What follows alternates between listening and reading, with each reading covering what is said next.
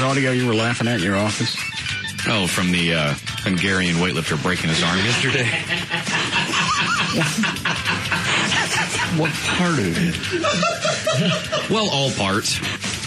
But especially the part that I kept playing over and over so Chloe could hear it was the part where the announcer, right after the guy snaps his arm in two, the announcer saying, "Oh, no, it's terrible." Just that dry, accented, "That's terrible." The guy has two arms now on one. Oh, and the most he can come up with, "Oh, it's terrible." Do you have that link on your computer? From the I can find it real quick. All right.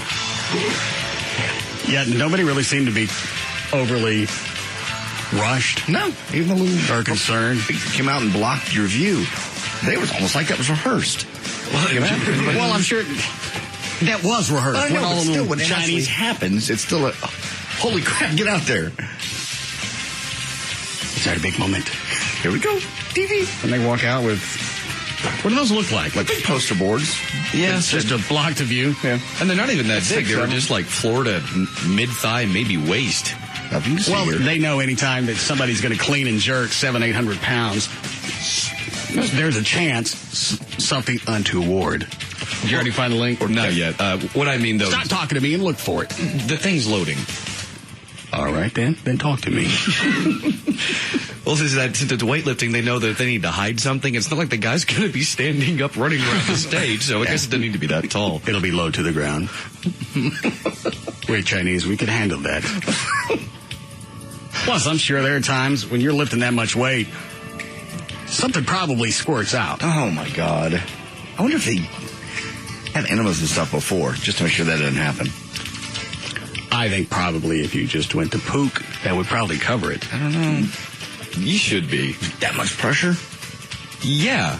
I mean, Trey would know this as well as Russ would know this. Anytime you do anything heavy as far as... That thing ain't loaded yet? It's a slow internet, dude. All right, man. What were you going to say about Trey? Well, it's just that, especially playing football, you lifted heavy back in high school or college, especially doing squats. If you don't poop yourself then, you're probably not going to do it on the Olympic stage. Although if you did, we already know what the announcer would say. And you get 6 views of it. Yeah, exactly. Trey, did you do weightlifting? Is that why Dan...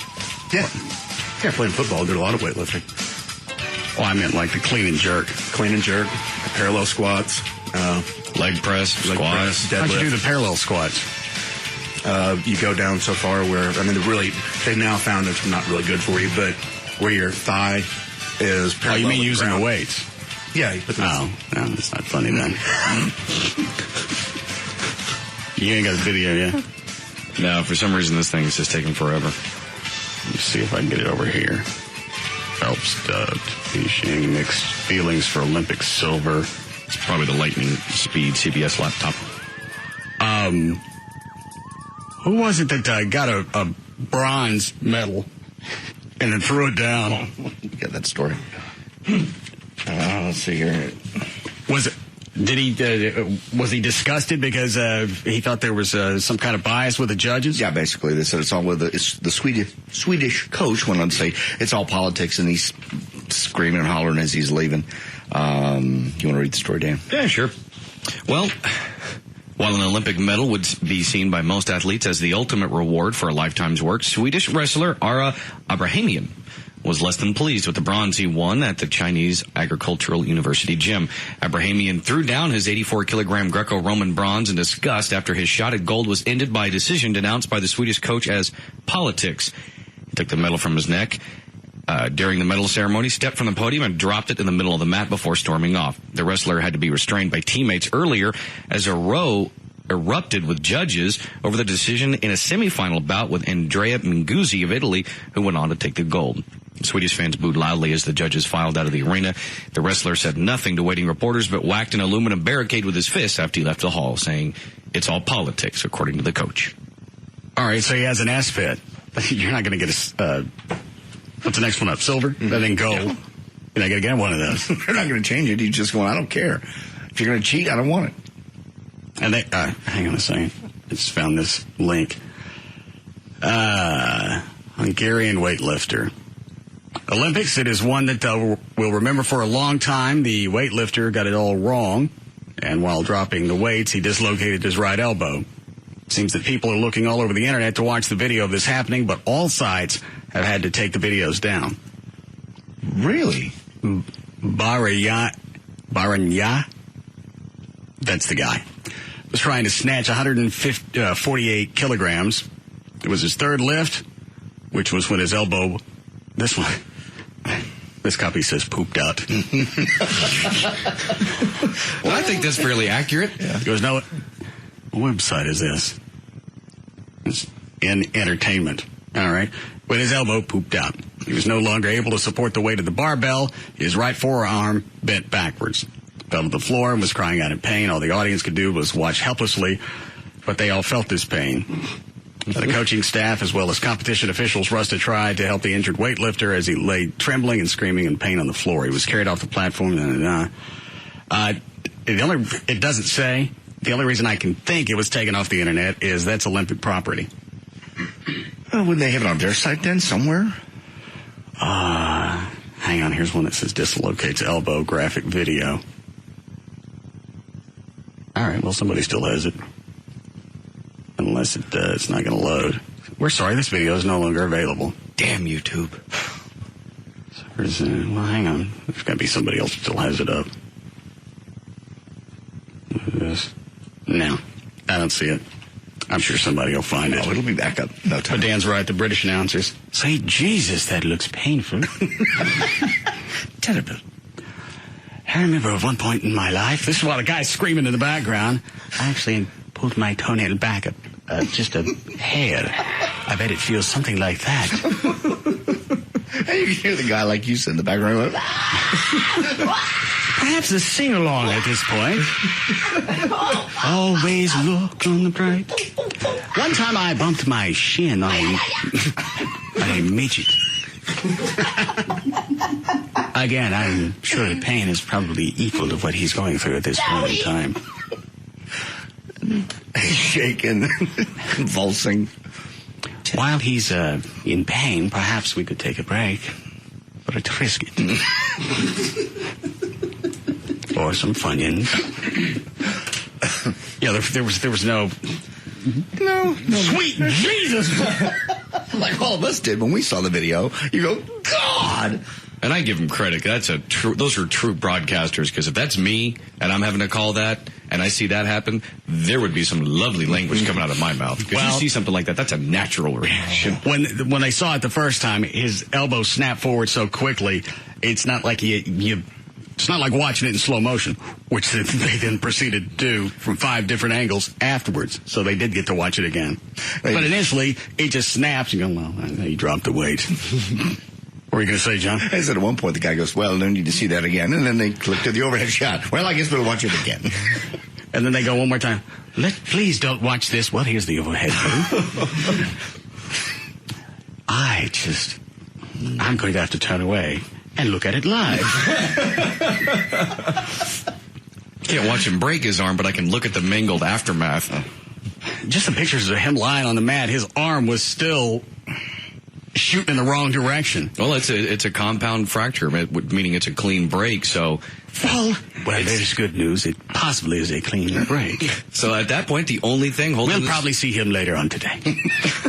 What, Dan? The only thing holding his arm together at that point is tissue, because the bone's gone. So that's why the arm can keep turning in directions. There's nothing to keep it there. Come on, let's stop this. I'm only speaking from experience, JD. You can speak about your shoulders. This I got. Look as his right arm swings in circles. He almost looks like a traffic cop. There was I was watching a police chase on, I think it was Fox News right before I got here. Did you see it? Yeah, in Houston. Did you see any of it, Trey? No. I think a guy ran from the Houston cops and deputies for about 45 minutes, gets out of the car, bails, runs across the sidewalk when the deputies plows into him. and I don't mean sorta. No. Now, you go back and watch it. Initially, Fox didn't show it. They were, according to them, they run on a 7-second delay, so if anything like that happens, they can clip the video and then review it. But because the guy got up and walked away later, they went, well, there's certainly no reason not to show this many times. From every angle. Yeah, and initially they said it looked like the deputy hit him on purpose. There was no way. He was running through there were trees and other cars in the way. Deputies coming up the sidewalk. I'm not sure why he was going in that direction. Well, it was a tight turn he made just before that. And just hit him dead on. I think he knocked his shoes off. I think he did. Okay, so the deputy was actually in a cruiser. Yeah, he okay. was. Yes, I'm sorry, I left that out. Yeah. So I'm thinking, why would they not air some dude getting tackled? You see that every Sunday in the NFL. Ooh, got tackled by the bumper. Well, yeah, if you get tackled by a Crown Vic, I can see dumping out of that. Oh, yeah, it hit the hood up into the windshield, and something flew off. I think it was his shoes. Deputy gets out nonplussed. That'll be a nice dash cam. Can't wait to see the look on his face when he gets up close to the windshield. You know, they'll play that back in slow motion. Ooh, here he is realizing he's gotten hit. Man, that's a lot better than a foot chase. I'm not even winded. I really wish that police would put that stuff online, make it available, especially good stuff like that when someone ends up with their face that close to your dash cam. They did recently, just about a month ago. The two cops involved were actually in trouble for running people down. Do you ever see those videos? There were two of them. One of them, a cop, the kid runs. I remember the story, but I don't remember if we talked about it or I saw the video. The kid gets out of the car. It's night, runs in front of the police car. Instead of stopping and getting out and chasing him, the cop just goes, boosh. And then on the audio, you hear him go, yeah, I hit him. I know what you're talking about. I've seen that. Yeah. It's like the guy comes right across the front. Yes, exactly. And sort of clips him on the hip, and he flips over into the dirt. And the other one, he chases him to an apartment complex. And I mean on the sidewalk, through a complex, and catches him. Those are and both those officers got in trouble. Why? Because I think they'd prefer you chase them down, not with your car, but actually, if you accidentally...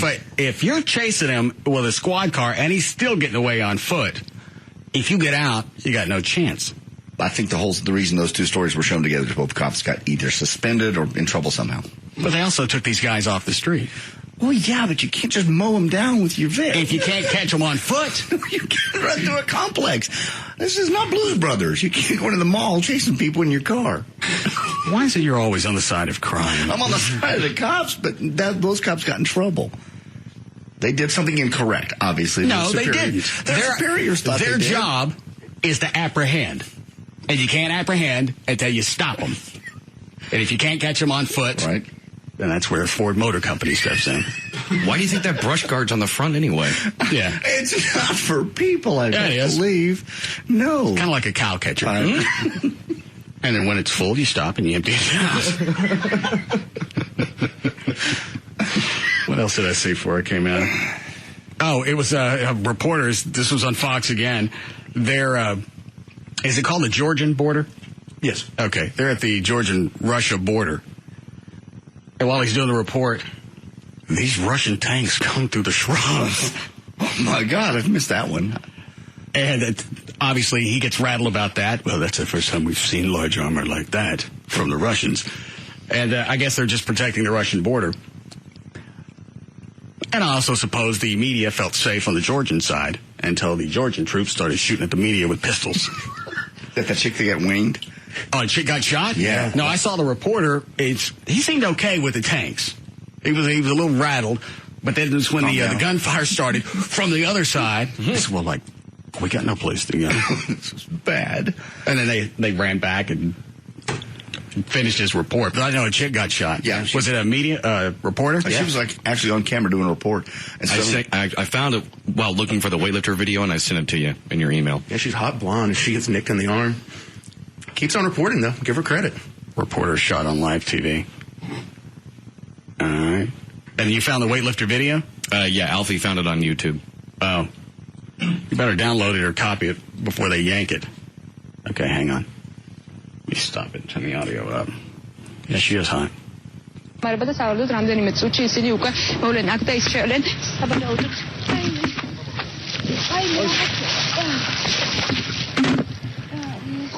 Yeah, she's just doing a normal stand-up, and it looked like she got it in the left arm. It just really quick. Goes out of the frame for a second. Above the wrist. They show it later. It's just, thank God, it was just a flesh wound.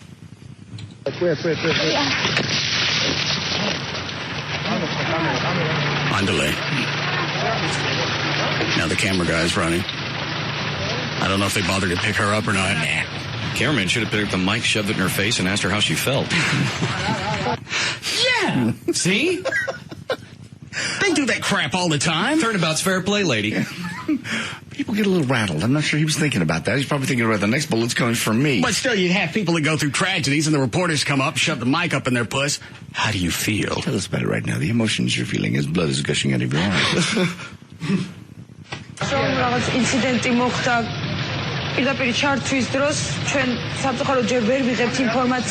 Right, now they just set the camera on the ground. I still don't know where she is.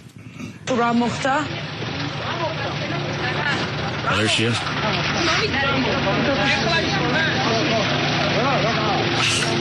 Hot ass. Yeah. The part that confuses me is why they're still standing around the van. I'm not talking about her injuries. The fact that somebody doesn't like them. They're still shooting in that direction. Because when the Fox guys heard the gunfire, I don't think the reporter waited on the camera guy. It's like, you don't want to pick that job. And now you go back and get the tripod. Yeah, I was excited. Oh, yeah. You always want to be called a videographer. Well, videographer something. I'm getting the F out of here. I got all my equipment, which is me. I'll be taking it this way. You want to stay in touch? You do that. In the meantime, bye. See if they finally get in the van here and take off. Oh,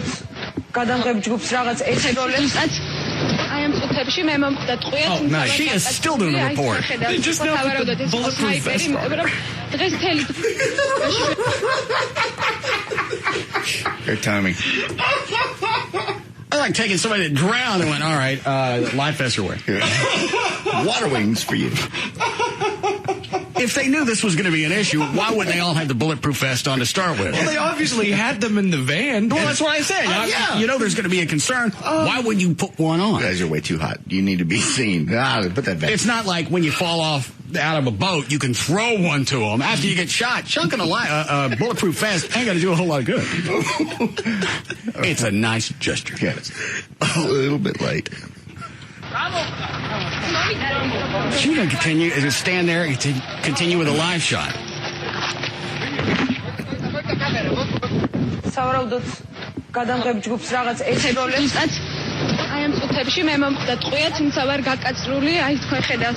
That's a pretty big gash on her arm. I know, had it been me, all of those bleeps would be all through this.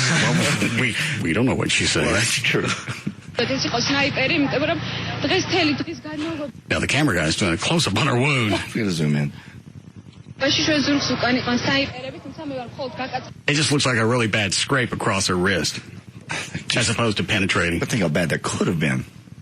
Yeah, bullets are pretty weird that way. Freaky.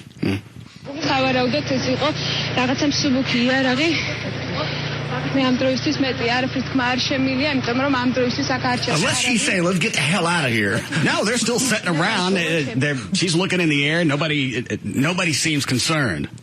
Maybe it's that mentality if you're covering the war, but I'm sorry, I can't even comprehend getting shot, nicked, and standing around going, okay, nope.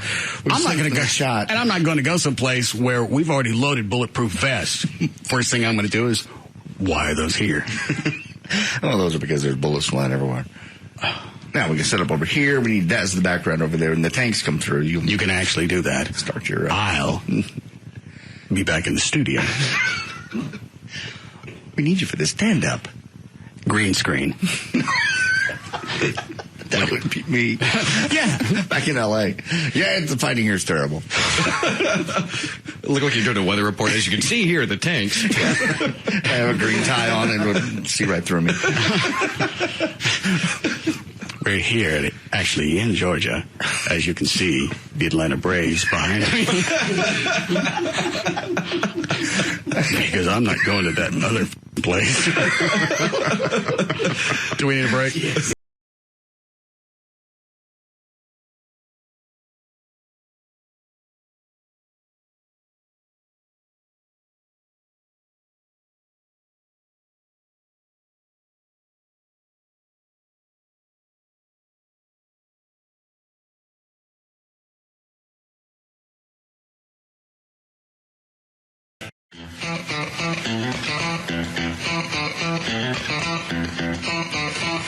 We're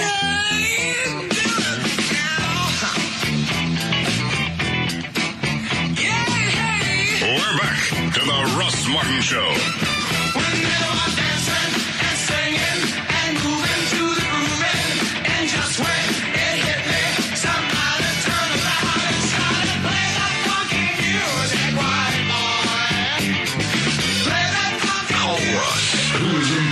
To all that surrounds him. Now, 214-787-1053. What is this clip you emailed me, Trey?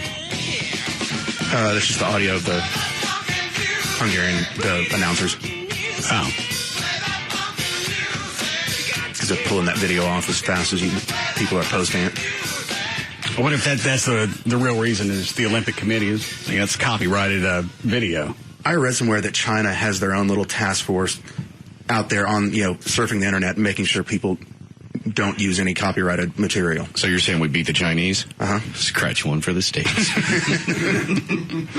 Also, I think China has reneged on a lot of different things that they promised to do if they were to get the Olympics. Like open access for all the reporters to be able to cover anything that they wanted. I think be able to post things on the web, internet, and not have any restricted sites. Did you see the guy in the van? Is a reporter that got picked up.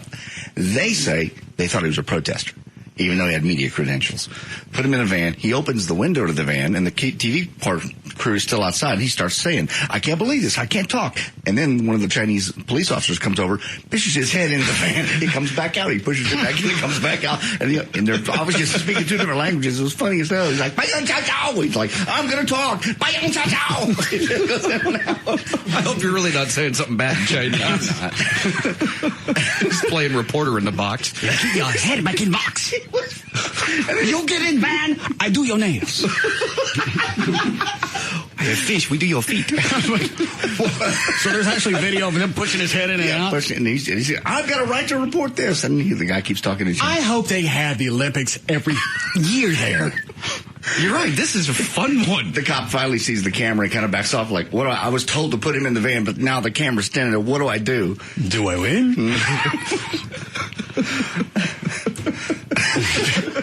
Because back in 2004, I don't remember talking about the Olympics. No, not at all. Well, I don't think we did, but you still had stories coming out, but it was all mainly about the games. It was the accomplishment, what the U.S. did. There's no turmoil, no protesters, no media people playing whack-a-mole with their head.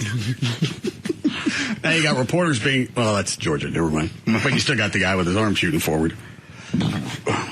And these guys sound like they're from Australia, the guys doing the play-by-play? Yeah. I'll see. Especially when you hear them go, oh. B5, now 148 on the buck.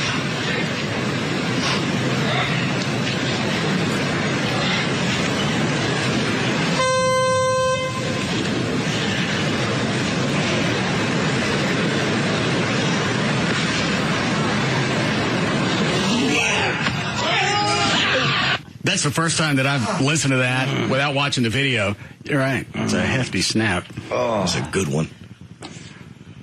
And again, it's just like, oh, that's terrible. Oh, no. Yeah. Oh, no. Oh, no. Ow. How very sad. Oh, he's dislocated. That's just His elbows come all the way out. How very disappointing. Thank goodness Well, why don't they get these guys to do the play-by-play? Well, if you think about it, the weightlifting competitions aren't exactly top tier. It's not going to be your number one broadcast crew out there. Because the top guys are doing gymnastics and swimming. These guys look what can out. happen? Send the Aussies.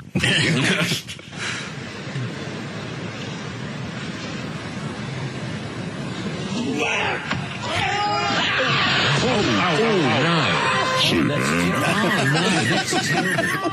Oh, he's dislocated. That's just awful. And the white guys all come right out. Well, that is absolutely tragic, and thank goodness God Loaders have come up and blocked that left elbow. And gosh, we don't want to see it again. No.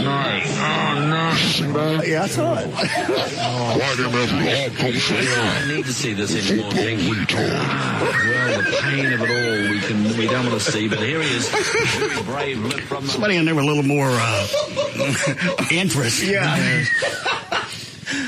Man, what's wrong with white people now? They ain't lift no weight, they're all shoot straight out of the socket. God damn. That's the weirdest crap I ever seen since Diana Ross left the Supremes. And now back to Soul Train.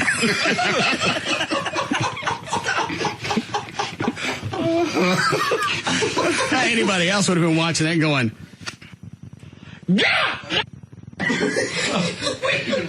Wait, what was coming? God! That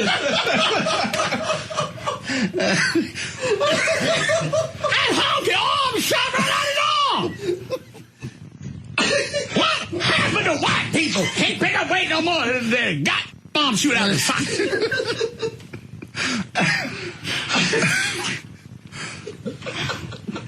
Get Diana Ross out here, do something while they put him back together. Looks like Stretch Armstrong, old G.I. Joe from the 70s, with arms come out of the socket. God! Scrawny little white mother.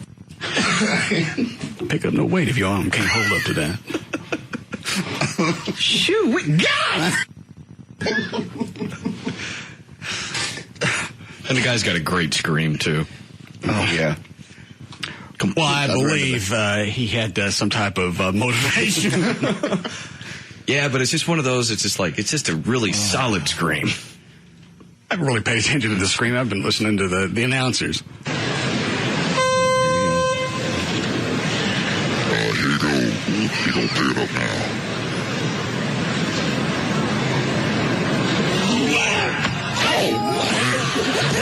Oh, no. Oh, that's terrible. Oh, no, that's terrible. Oh, he's dislocated. That's awful. Now they come and... Well, that is absolutely tragic. And Oh, yeah, it is tragic. gosh, right, you see this. Oh, we don't want to see it again. Oh, yeah, sure. Oh, that's terrible. Stop showing us, for goodness sake. Yeah, we don't need to see this again. Well, the pain of it all we don't want to see, but here he is. Don't want to see, oh, but here it is. That's my favorite part. Just as the guy goes, we don't want to see this again, they give it to him. Different angle. Yeah, short overhead shot. That's my favorite. And long shoot straight forward. Oh, man. God. I just realized there's another texture to this audio that I hadn't really paid much attention to. Which is what? You hear the tone early on. That's to give him the green light to say, okay, lift. Yeah. After he snaps his arm in two, then everyone's reacting, and then you hear it again saying, well, your lift is done now. All right, drop it. Lift is now over is what that means. I think we know. All right, here the last time. 35, now 148 on the bar.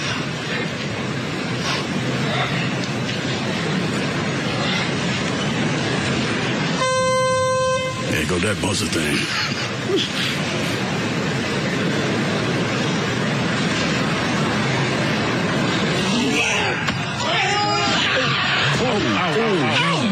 Oh, that's terrible. Yeah, you're right. There's a buzzer the second time. I've never heard of that before.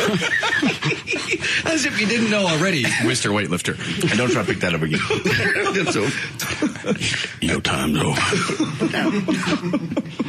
Bring some other white people out here to actually hold the weight up for a couple of seconds without their arm going out. Full-blown pussy. All right. Anything else before we get to news? Speaking of the full-blown and the Tropic Thunder, I ended up seeing that movie last night, by the way. How'd you get to go? Joy wasn't hungry, so we didn't go to dinner. She said, why don't you go to the movie? Let's do something you want to do. So I said, okay, let's go Tropic Thunder.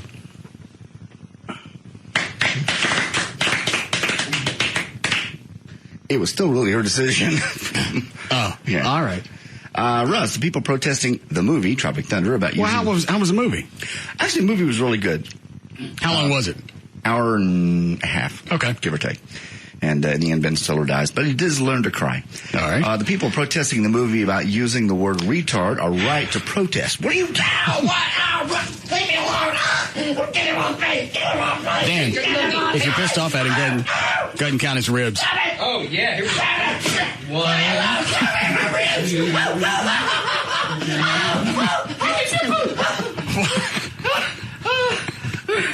Who's the guys from Australia? Oh, it's terrible. That was more out of principle. I don't believe that really changes the overall scheme of the movie just because Ben Stiller dies. No, it doesn't. It's more about everything in the middle that counts, but there's a principle at stake. All right, well, get to know the director quick, because he dies quick. That's just... Oh, no. That's horrible. That must be very painful. Oh. Man, he just pulled his rib out. Very funny movie, though. You'll enjoy it quite a bit. All right, what's the email? The people protesting the movie about using the word retard are right to protest. You haven't even seen the movie, and you spent all day yesterday making fun of it. I don't think you would be doing it if you knew somebody who actually was mentally handicapped or had a child with a handicap. And what difference does it make if I saw the movie or not? If you would do the same thing. Now, to protest a movie and not have seen it, that's retarded. That's what they were doing. No, I think they had seen it because they counted the N-words and the how many times somebody said retard. And that actually retard scene is a lot longer and a lot funnier, but there's a lot of cuss words in it. I'm sorry. Don't. You give it a punchline, I will kill you where you stand. No. Man, I'd like to see that. But it's funny. It's a good movie. So what's I missed the email. People are protesting the movie about using the word retard. Are right to protest. Well, you can protest if you've got some issue with a movie, but nothing's going to change. When you saw the movie, John, you left. Did you want to go to Kroger and antagonize any of the bag boys? Not at all, no. Alberts? Not at all, no. Skillers? Didn't even cross my mind. Skaggs? Well, maybe. All right. But they're saying if you knew somebody handicapped or retarded, you wouldn't be so flippant as to say, oh, and use the word over and over and over, and we all laugh at it. And it was... The context in which it is used in the movie is not offensive. It's just funny. That's probably why it's in there. Yes, exactly. So anybody gets upset about it, I mean, you have the edited one at 39, and then the people that were all upset about it, they are cut number 59. Didn't already play those? Yeah, I just didn't know if you want to review it. Yeah, what's the one with the chick? That's 59. They're from the Special Olympics? Yeah. Timothy Shriver, the CEO of Special Olympics, and Gail Williamson. We believe this film humiliates people with intellectual disabilities unnecessarily. All right, let me ask. Were there any retarded people in this? In the actual film? Yeah. No. All right, how does it humiliate him?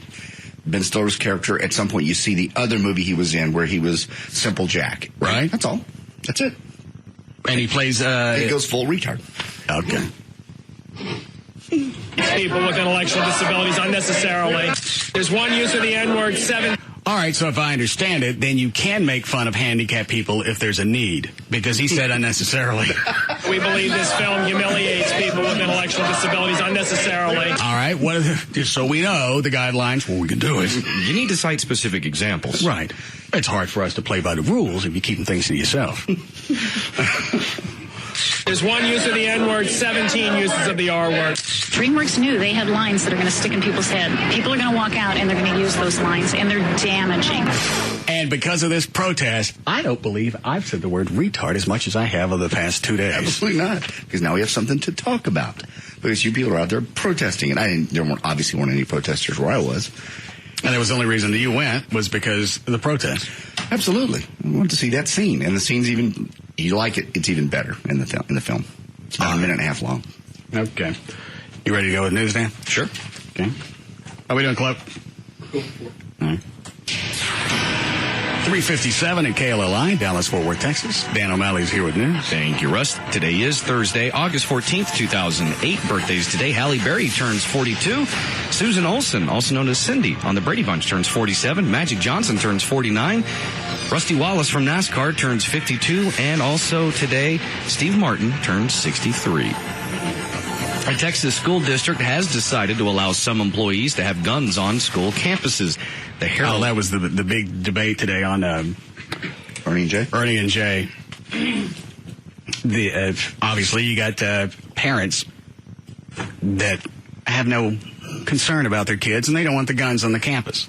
And this one makes the most sense. You can go ahead and read the story, Dan. The Herald Independent School District near Wichita Falls has decided to allow specific employees to carry firearms on school property and at school events. The school district said it will allow the guns to protect students because board members estimate it would take first responders nearly half an hour to get to the school if there was an emergency. And that's an argument really hard to get past. And you can go city by city and make that the case, as long as, again, they said extremely careful who they give them to, and a lot of training.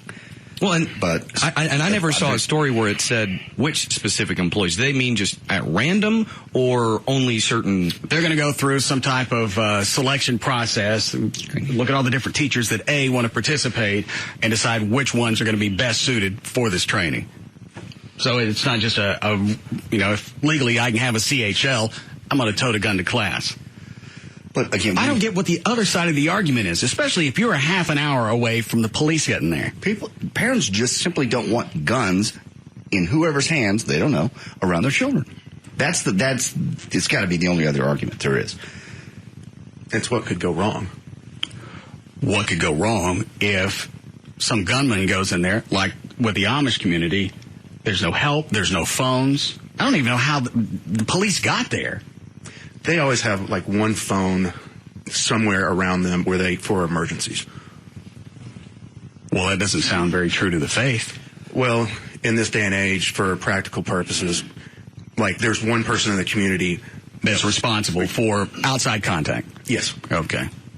But in that situation, no guns, no nothing. They were absolutely just like livestock, and somebody came in with a weapon and started killing people. And because they had no chance to defend themselves.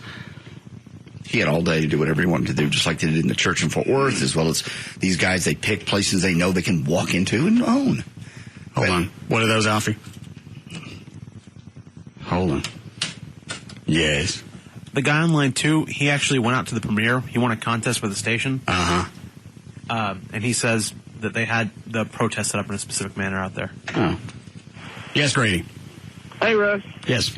I was out there at the premiere, and they were protesting as we were walking. The guys were walking the red carpet, and I thought it was funny because when they were walking the line, they had to set people up at the end to keep the retards from just keeping on walking.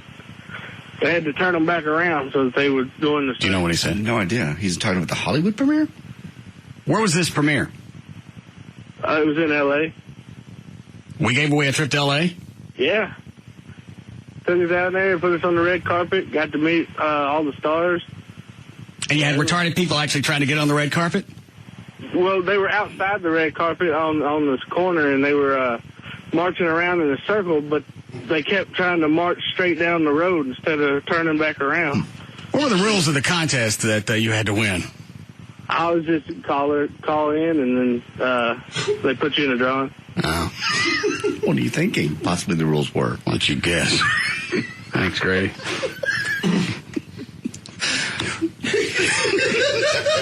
We had a drawing for retards. It's called giving back. Like we used to do at the other radio stations. You'd listen for somebody to be excited to give them the prize. Here we specifically looked for somebody that was retarded, put them all in the drawing. Hi, you're number 9. Hello. Click. Hello, you're number 9. 13? Yes. I meant to say 10. Congratulations. Yeah, you were. I don't know if we should keep talking about the contest and looking for an excited winner. Well, you're talking about your past, not what we do now. 15 years ago, and you got to prove it happened. We could be making this up. Yes. Exactly the way this plays out. Exactly. You go through all the different lines, and you want somebody excited that whatever it is that you're giving away. So you can play them back on the air, and it sounds like an exciting contest. I mean, it's... Hello, you're number 9. No win. Nope. Sorry. Yeah, the next one. You're number 9. I just called. I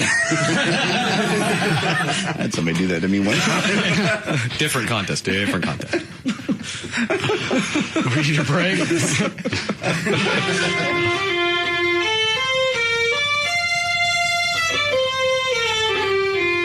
We'll be back to the Russ Martin Show.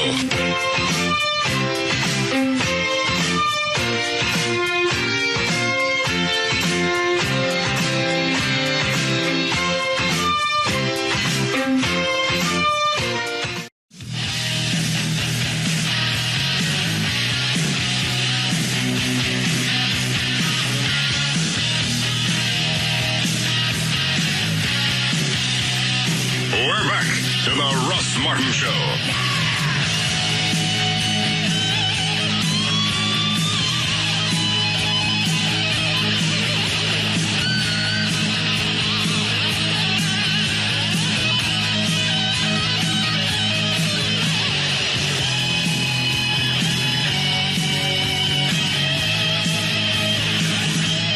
Were you standing in here, John, when David Henry came in? No, I was not. It was in my office. Why?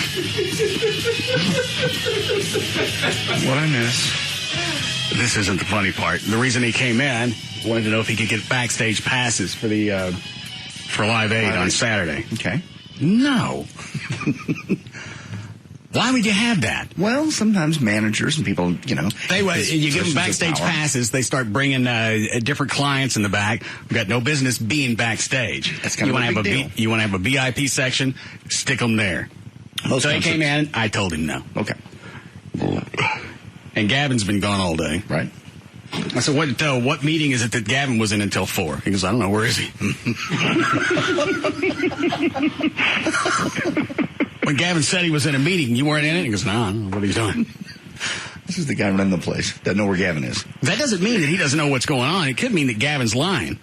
Oh, and just got caught. Because why would Gavin be in a meeting, David Henry not be in it, or not know about it? If it was important enough to miss this show, obviously everybody above Gavin should know. Yeah. You going to call him? Who, Gavin? Gavin. Yeah. Ready for traffic, Dan? Yes, sir. All right, go ahead. All right, traffic right now brought to us by the Las Vegas Convention Bureau and also by Toyota of Richardson. Right now in Fort Worth, it's 820 eastbound before Beach Street. There's a disabled vehicle blocking the right lane that has you backed up to Mark IV Parkway. And in Plano, 75 northbound at 15th Street, there's an accident blocking the center lane, and that's stacking up traffic to the George Bush. There's your check of traffic. I'm Dan O'Malley on the Russ Martin Show. Thank you, Dan. It's going to be mid-70s for the low, mid-90s all the way through the weekend. We have 96 now at Live 105.3. Did David Stone get one of those spots cut? Yeah. Is it on your flash? Yeah. Oh, I see him. This isn't the whole spot. This is just a demo. Okay. Should I just listen? When he farts, someone in Cincinnati goes, shoo-wee. When he shaves his balls, a stripper gets a new thong. His mullet has got more poon than most men will ever get. His necrophilia has made people come back to life. He is the horniest man alive. I don't always drink beer, but when I do, I'll anything. That's a new series we're working on. I like it. Does he only have the one? Yeah. Yeah. It's sad. There'll be more, I'm quite sure. All right. What was the other audio? It was the Detroit mayor, the prosecutor in his case. She was going off on the. I think she was going off on the judge. She went off on the judge. That is correct. Assistant Wayne County Prosecutor Lisa Lindsay. It's cut number 60. This is part 1. The judge is basically saying the mayor can go to the Democratic convention, and she's saying that wasn't our deal. He wasn't supposed to travel, and he's saying it's okay. It's the mayor. He's not a flight risk. Well, this will make her feel better because they had breaking news on CNN that another judge said, no, you won't be going, and you're going to keep the tracking device on your leg. Really? Yeah.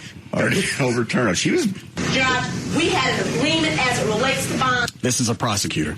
Correct. Assistant. Judge, we had an agreement as it relates to bond that nothing was going to be done or addressed because if it's going to be done or addressed, we're entitled to a full-blown hearing. Okay. It sounds like she's had relations with the mayor before. Why else would she be this pissed off? I never thought of that.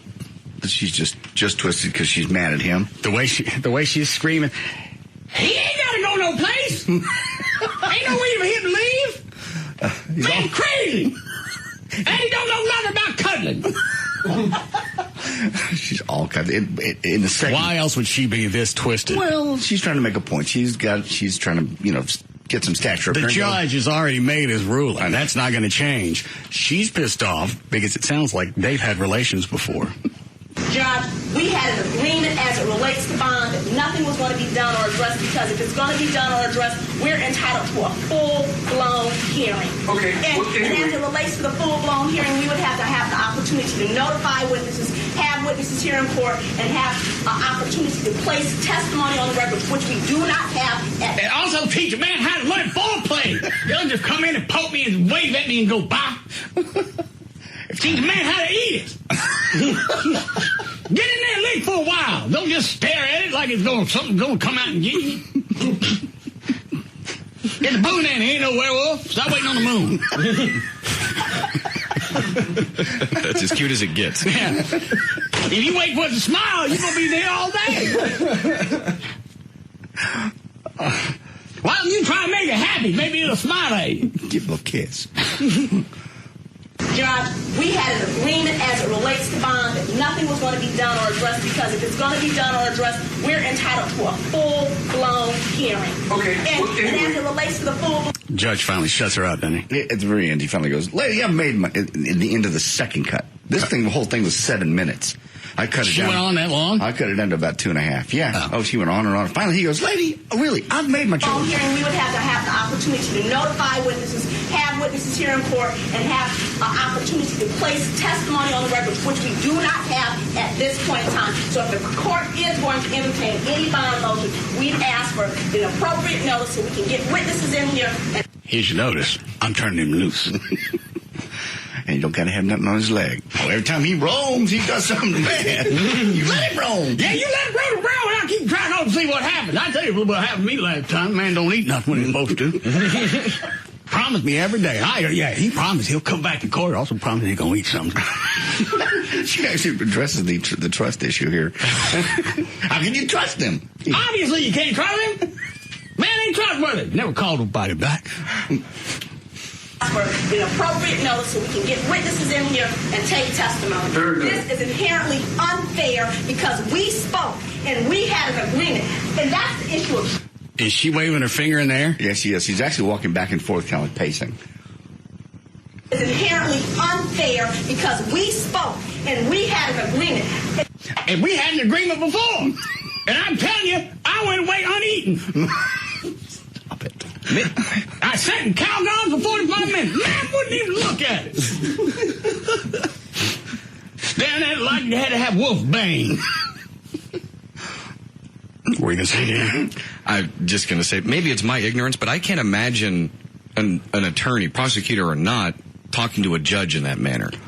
No, because if you continue, especially...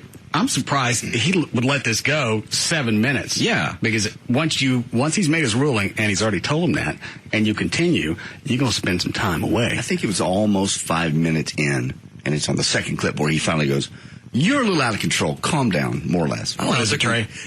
Maybe she's had sex with the judge before, and she's pissed off that he went back on a ruling.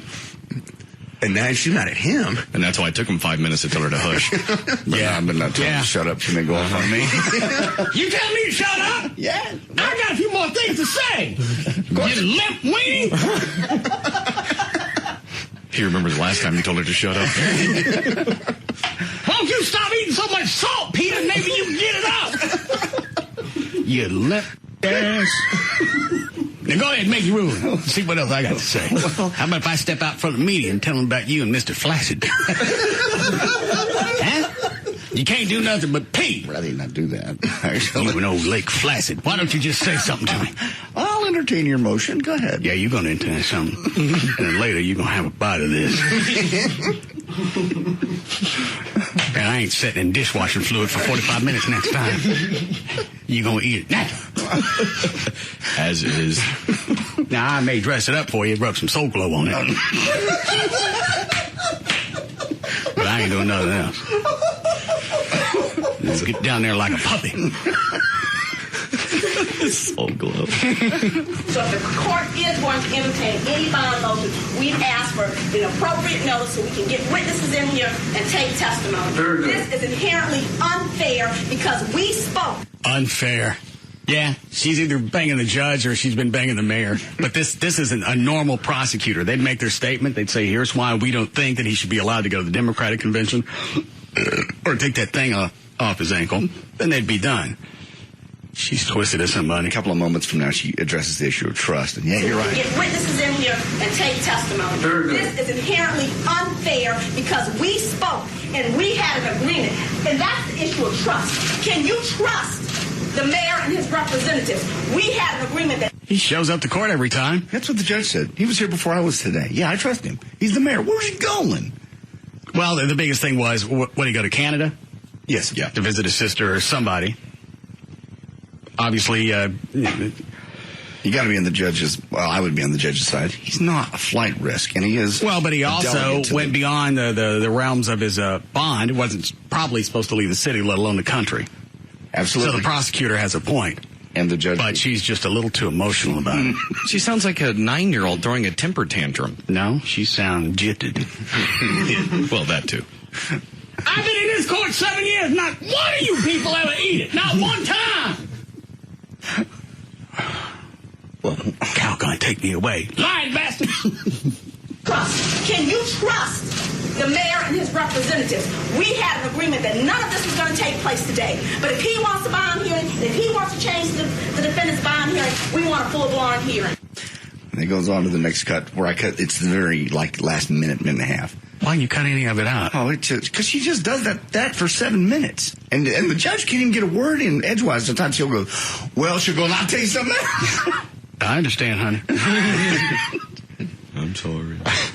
I think Trey may have this one. She's been banging the judge and not the mayor. She knows she can get away with whatever with him. Yeah, because I don't know any judge that would allow someone to go on a tirade, especially if it's being broadcast. Yeah. And I don't see what in the world anybody is worried about. Why? Well, what we're worried about is that he has been violating the conditions of his bond as it relates to the conditions of the court put him on. As it relates to any other defendant who violates the conditions of their bond, any other defendant, stringent action is taken on.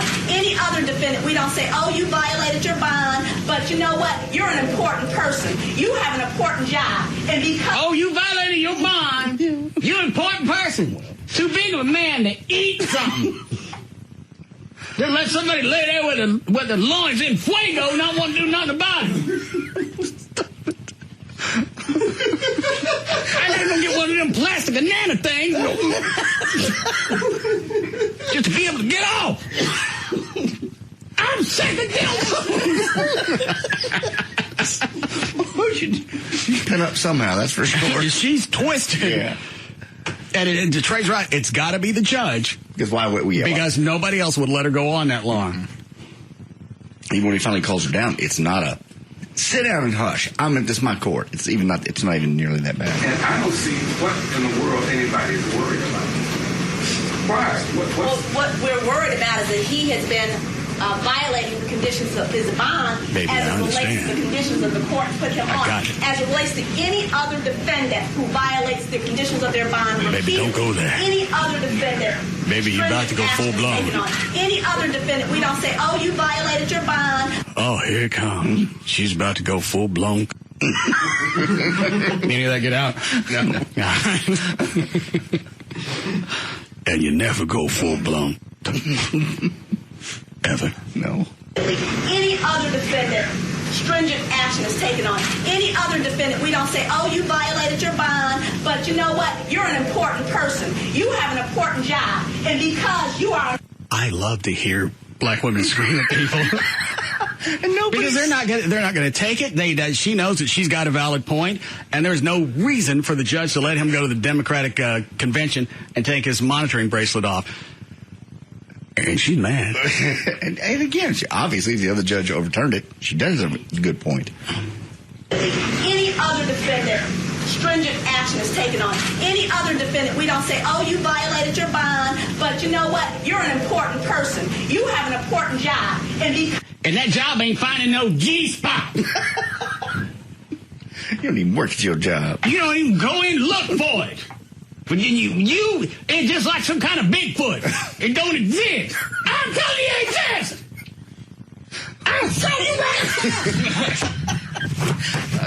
Honey, don't put, no. That's what my G-spot looks like. That is right there. Ain't that hard to find, is it? Honey, that is. Can we talk about this later? No. Oh, please. There's people in here. I'm the judge and stuff.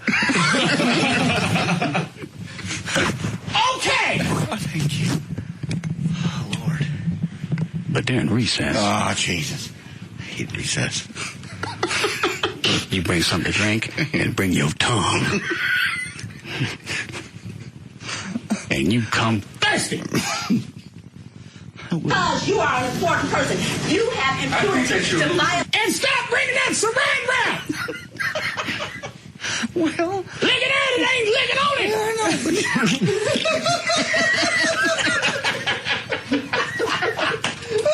I don't know how many different times I've covered it with you. Licking at it ain't licking on it. Try to remember that. No saran wrap, no latex glove, no nothing. I won't, honey. Can we go forward? And don't sit across the room and just do your tongue like you're doing it from there. So sorry. Every time you leave, I got to go get a cow tongue and fake it. Oh. the law. Well, not a real cow tongue. Or one that's connected to a cow. Well, that would be odd. Now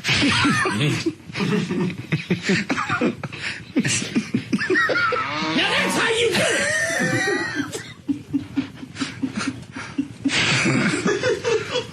Watch his cow. Well, he's walking up. He's chewing his cud. Well, yeah. Get it. And then just go anywhere and do I think anything. you're losing your composure. That is not the case. I think that's because we have a very important person here. We're going to treat him differently. No. I think you're treating her differently by asking the court to be strenuous and to impose pre-trial punishment. No one has been found guilty of anything. That's not... Who said uh-oh? I do. He goes off on her, and she goes off on him. Yeah, we have found somebody guilty. He hasn't been convicted yet, has he? He's been found guilty of violating his parole. That's what she says. And he was guilty in that perjury deal. But not his parole, his bond. Bond, I'm sorry. Oh, you're going to overrule me? I'll go see the other judge. The one that can get it. Maybe it's going to take a real man to make this call. Huh? Is that right? No, honey. Mr. Cook Spaghetti? Talk about this later. Oh, no. We don't talk about it now. Oh, really? I have other things on the docket. You and that crank of yours. Al dente. You can't do that. Here. Flapping like a windsock at the airport. Limp ass. Make your judgment. I go down. I go talk to a real man. Somebody's spaghetti ain't been cooked yet.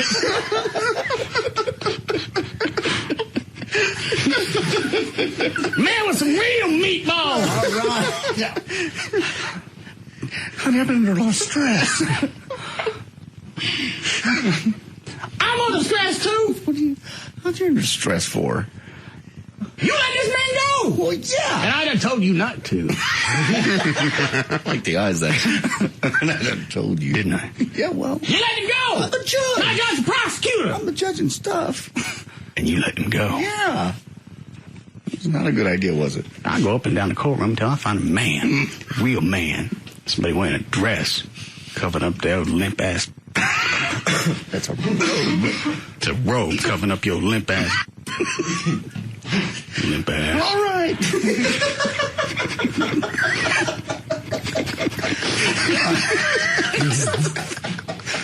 I didn't think we'd be able to milk this. Oh, this is going to be on milk. What are we doing? Butter? Oh, yeah. What, how long before we need a break? A minute. All right. I could churn this for another minute. And because you are an important person, you have impunity to violate the law and then just go anywhere and do I think anything. you're losing your composure. That is not the case. I think that because we have a very important person here. We're going to treat him differently. No. I think you're treating her differently by asking the court to be strenuous and to impose pre-trial punishment. No one has been found guilty of anything. Let's not trash the Constitution. He has been found guilty of violating his bond by Judge Giles. Judge Giles did, in fact, find he violated his bond. Judge Jackson did, in fact, violate his bond. Found he violated his bond. But how many men are you going to take before you get a whiff? Judge Giles, Judge Jackson, they got it going on.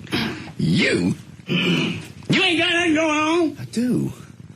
How could men not think like that? You caught me on a bad day. All the blood's got to be in your brain. Honey. Dearest. Limp ass. Relax. I know what blood ain't going. I've just been under a lot of pressure. Beagle in.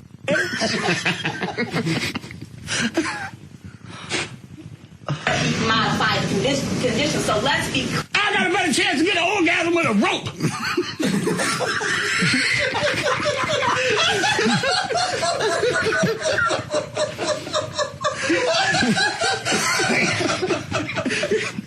Right here.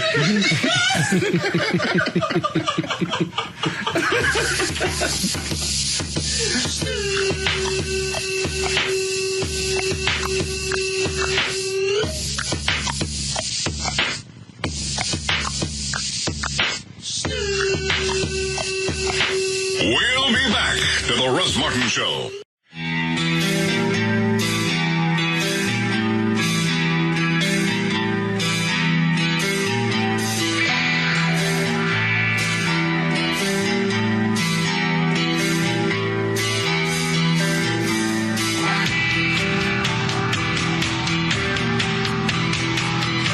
We're back to the Russ Martin Show.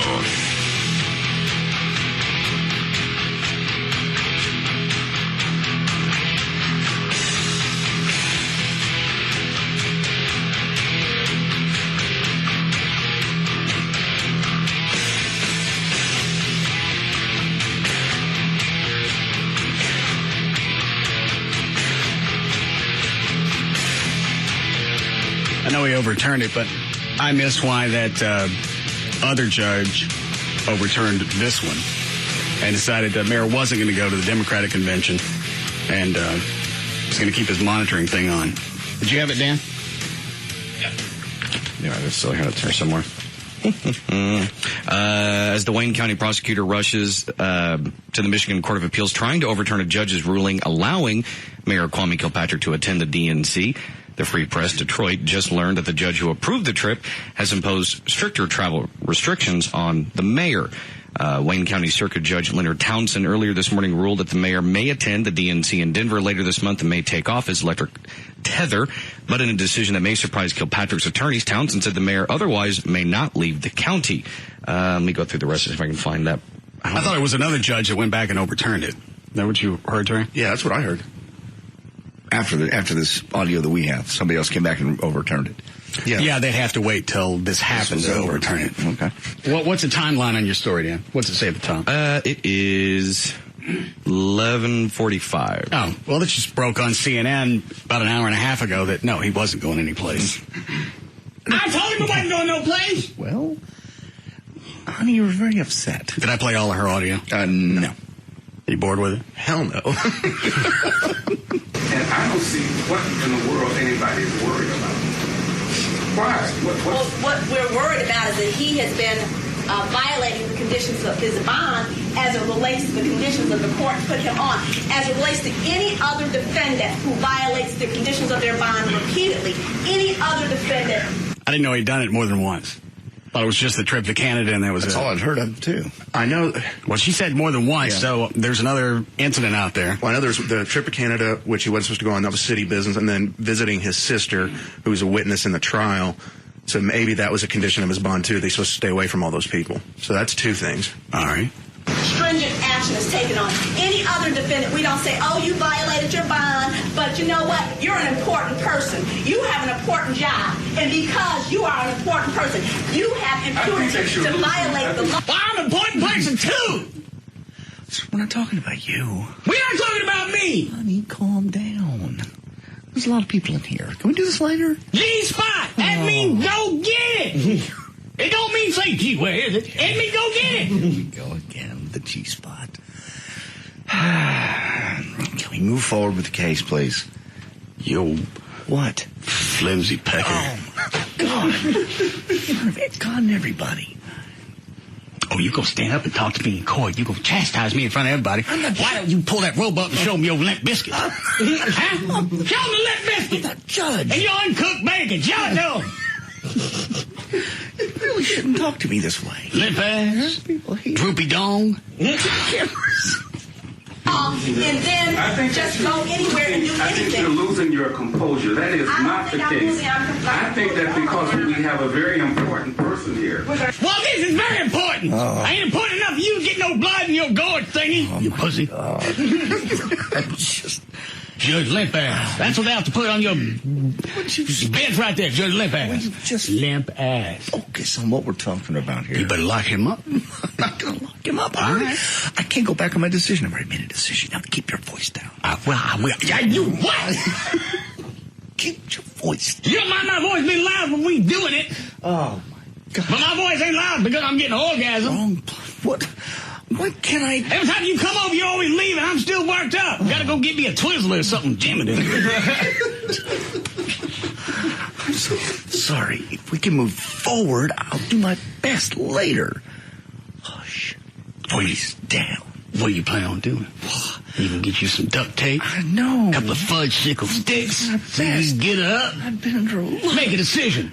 I'll get Be a man. It's a Viagra or something if we can move forward. You get Viagra? Or get some of that La Vitrinisha. Just take something. No, I think you're treating her differently by asking the court to be strenuous and impose pretrial punishment. No one has been found guilty of anything. Let's not trash the Constitution. He has been found guilty of violating his bond by Judge Giles. Judge Giles did, in fact, find he violated his bond. Judge Giles is real man. Did, in fact, violate his bond. Found he violated his bond. But he... Judge Giles ain't got no lackadaisical loins. They actually did something for a change. Well, it's just... Why you keep that thing if it don't work? It works. I got a better chance of getting an orgasm from your appendix.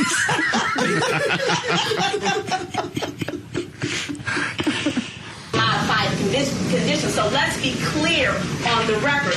2 judges have already found that he has violated the conditions of his bond. That's 2 judges. You know what that is? What's 2? 4 balls. Oh, I understand.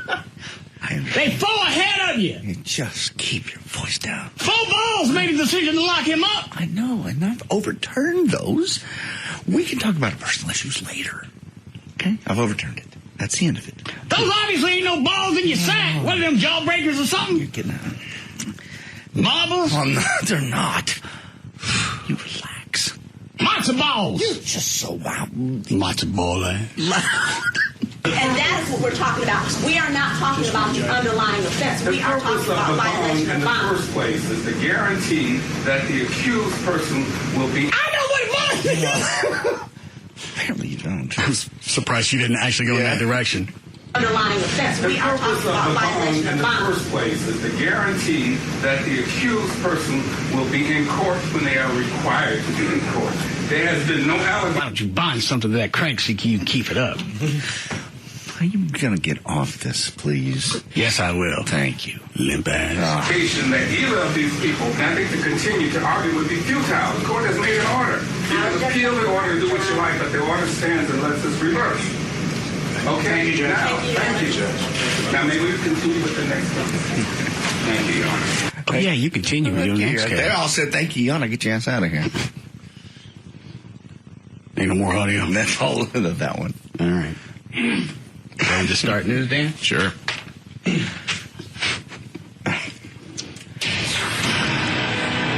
want a legal ID here? 454 at KLLI, Dallas, Fort Worth, Texas. Dan O'Malley's here with news. Thank you, Russ. Jurors say the wife of renowned pastor Joel Osteen did not assault a flight attendant who had claimed she was abused in an angry tirade. Did you hear I know Dan has because he got the story, the ultimate amount that this flight attendant was asking for? No. Well, it used to be 10% of her net worth. What did it end up being? I don't know where they came up with this figure, but they, was it $405,000? At least. Oh, all right. That's what they actually said. Continental Airlines flight attendant Sharon Brown had been seeking at least $405,000 for actual damages, physical and mental pain, as a result of the alleged attack before the start of a December 2005 flight. What I don't get is if it was that big of an ordeal, why somebody else on the plane didn't see it, passenger, someone else, if it was going to be worth at least $400,000. That's the point. They had other witnesses in first class that said, We didn't see anything. Yeah, they actually said other passengers say the assault never happened. And first class is about 6 or 8 people. You have seen something. I didn't know that about the passengers. Yes, they actually brought them in court, and they said, sorry, we didn't see anything. No issues. So that's why I think the jury deliberated. And they would obviously have to be witness to something if the whole thing was based around some stain on her seat. Yeah. Because that's where everything was going to start. Yelling, screaming, and elbowing somebody and making her way toward the cockpit. That's what the flight attendant ended up saying. I was trying to keep her out of the cockpit. Shut up, lady. It's not even... And part of that $400,000 was because the flight attendant lost her faith. Lost her faith, correct. Didn't explain how. No, never did get into that. Just the fact that I've been injured, and this person of God made me lose my faith. That would be Joel. Well, isn't she a co-pastor of the church? Yeah, the wife is. Yeah. Oh, all right. But still, is that all it takes? What was the face? Is that all it takes? Well, just to have some chick that isn't a church, that's a co-pastor. And Dan's right. Is that all it's going to take to shake your faith? Because if it is, we ain't giving you $400,000. Well, I mean, that's what the jury came back and said. They didn't even deliberate very long. I think half hour. Yeah. They went and went, can we get some free sodas before we go back and tell this bitch dead? You might as well get some lunch out of the deal before you go. My God. Big box home improvement stores in Los Angeles will have to set aside space for day laborers. Who is Big Box? It's like a Home Depot out there. Yeah. Oh, all right. Why do they owe you royalties? Oh, God. Very nice, Dad. I guess they would. It's on my resume as one of my patents. And not only are they obviously selling them, it's in their name. Well, I'm sure what the story is talking about, just Big Box is a type of building like you would find a Home Depot. Like a Home Depot or a Lowe's? Yes. All right, so Big Box isn't it's a description, not a store. Yeah. It's a hyphenated word, so I thought it was a store. My bad. Oh, all right. But still, someone owes you cash. When the ordinance takes effect, the mayor has to sign it, and most city laws take effect 30 days afterwards. It will apply to stores such as Home Depot that have 100,000 square feet or more, or any structure where 250,000 square feet or more of warehouse floor area is added. The shelters must be easily accessible and include drinking water, bathrooms, tables, seating, and trash cans. I wasn't listening, or you didn't get that far. Shelters for who?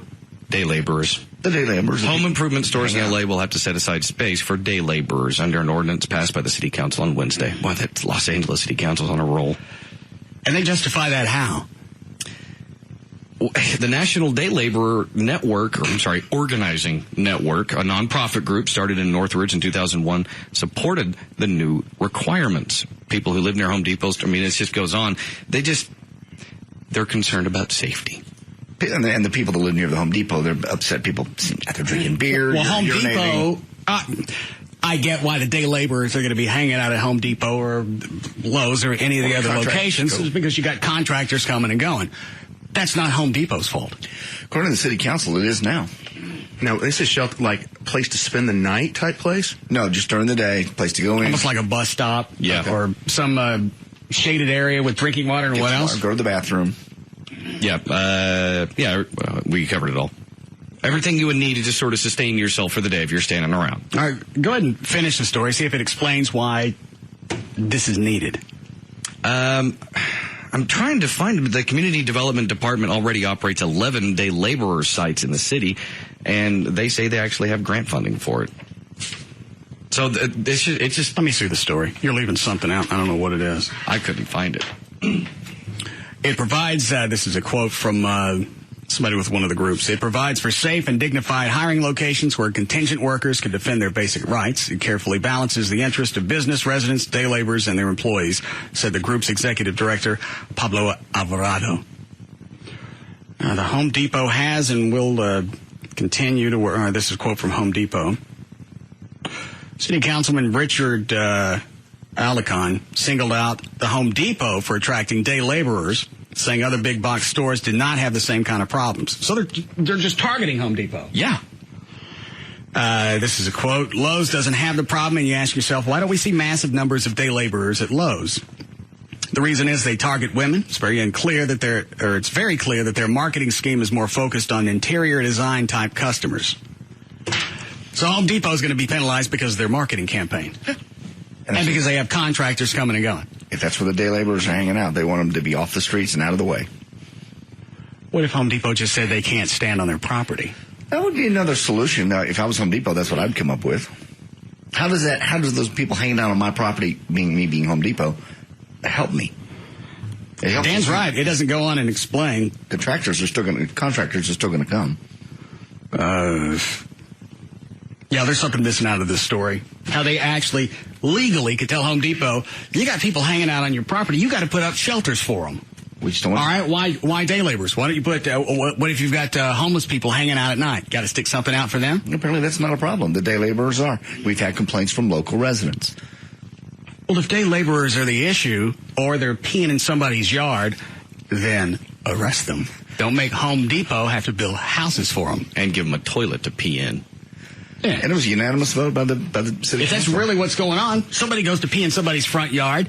You whack them for peeing in somebody's front yard. I forget what the offense is. It's in there. Several of them, I'm sure. But it goes back to the fact that the city council wants to clean it up without having to go swoosh them away or have the council. Well, without actually having to do anything. The city council wants somebody else to take care of this. Exactly. Yes, Clint. Hey, I was just wondering, man, couldn't Home Depot just get rid of them, saying they're loitering? If they're not conducting business, then they're loitering, aren't they? Yeah, and Home Depot's not directly doing business with these laborers. It's the contractors that are coming out. Now, exactly. I'm sure that's going to bring the contractors to wherever those Home Depots, was it L.A.? Yes. Those Home Depots, because the contractors know day laborers hanging out. Sure, if I can get all my supplies and labor all in one place. Thanks, Clint. But they're going to keep coming to Home Depot anyway. That's not going to, as Home Depot, I'm getting nothing out of this. It's costing me money. I'm getting no positives. Well, if it's going to be a draw for contractors to show up, because now they know you're going to have more day laborers because you got sheds and you got places for them just to hang out and wait. So really, it's not something that you would make mandatory as far as Home Depot goes, but from Home Depot. I can't see from their perspective, Home Depot, I don't know how many times I can say Home Depot, from their perspective, it's really not going to be bad for business. It doesn't cost that much. Because now you're going to have more day laborers hanging out there because they got shelter, they got air-conditioned areas, they got a place to pee and relax while they wait on their next gig. And how expensive could be a large tent, a little bit of water, and a fan? It sounds like they're going to put something out more than just tents. That's why I'd go, you get a tent, you get a folding chair, and you get a little sip of water. How are you doing, Chloe? Breaking five. Your compassion is just... I'm not Depot. I'm not building a $100,000 place for you guys to hang out. But if they're going to benefit in the long run, I don't think they're going to have an issue with it. I just go back to the fact that contractors are coming to my place anyway because I'm Home Depot. They're going to show up regardless of whether I have tons of day laborers and they're comfortable and cool and have sipping water, or if they're out there in the heat. Those same contractors are going to show up every morning. I go to Home Depot because the day laborers are smooth and they're rested. And they all have crystal light in their hands. They're all ready to go. They're happier. I don't know happy if they stand out in the sun and they're sweaty. Which is what they're going to do all day. We want them to be happy. I don't care. Get in the truck.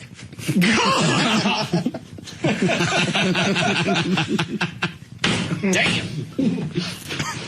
You've had enough one. You get water when we get to the site. Relax. Home Depot may be attracting these people on purpose because they, in point of fact, are losing to Lowe's. So maybe in L.A., said this is a good way to get contractors to come in and use Home Depot is if they have day laborers. They want to have the city council. I believe I said that, didn't I? Yeah, you pretty much covered that. Yeah. Well, you can say it again if you want to throw Home Depot in there a few more times. Any of those before we break out? Line one's pretty good. All right, thank you. Yes, line one. Hey, boss. Yeah, Robert. People wonder why the immigrants want to come across the border and work up here. We're making it comfortable for them. Air-conditioned room, water, toilet. Then again, well, we've got no reason not to. We save money on agriculture, construction. Why not? If Home Depot or whomever, if they're going to make cash off this anyway, and it's going to be a bigger draw for contractors, let them build shelters. I just don't get why the city would make it a mandate. Most Home Depots that I've been to have out in the parking lot buildings for sale, like barns and houses and whatever, that they sell, hey, we can put this on your land for so much money. Throw an air conditioner in there and go for it. Yeah. See how many people these will hold? Thanks, Robert. Imagine this on your land without the day laborers. Don't they look comfortable? They're extra. They'll actually help you put it up. Perfect. Get in the truck. Break? Yes. All right. You're going to dance. You're going to dance. You're going to dance. Say it again. Get in the truck. Sound like some old redneck arguing with his wife. The Russ Martin Show. Shut up and get the truck. I said get the truck.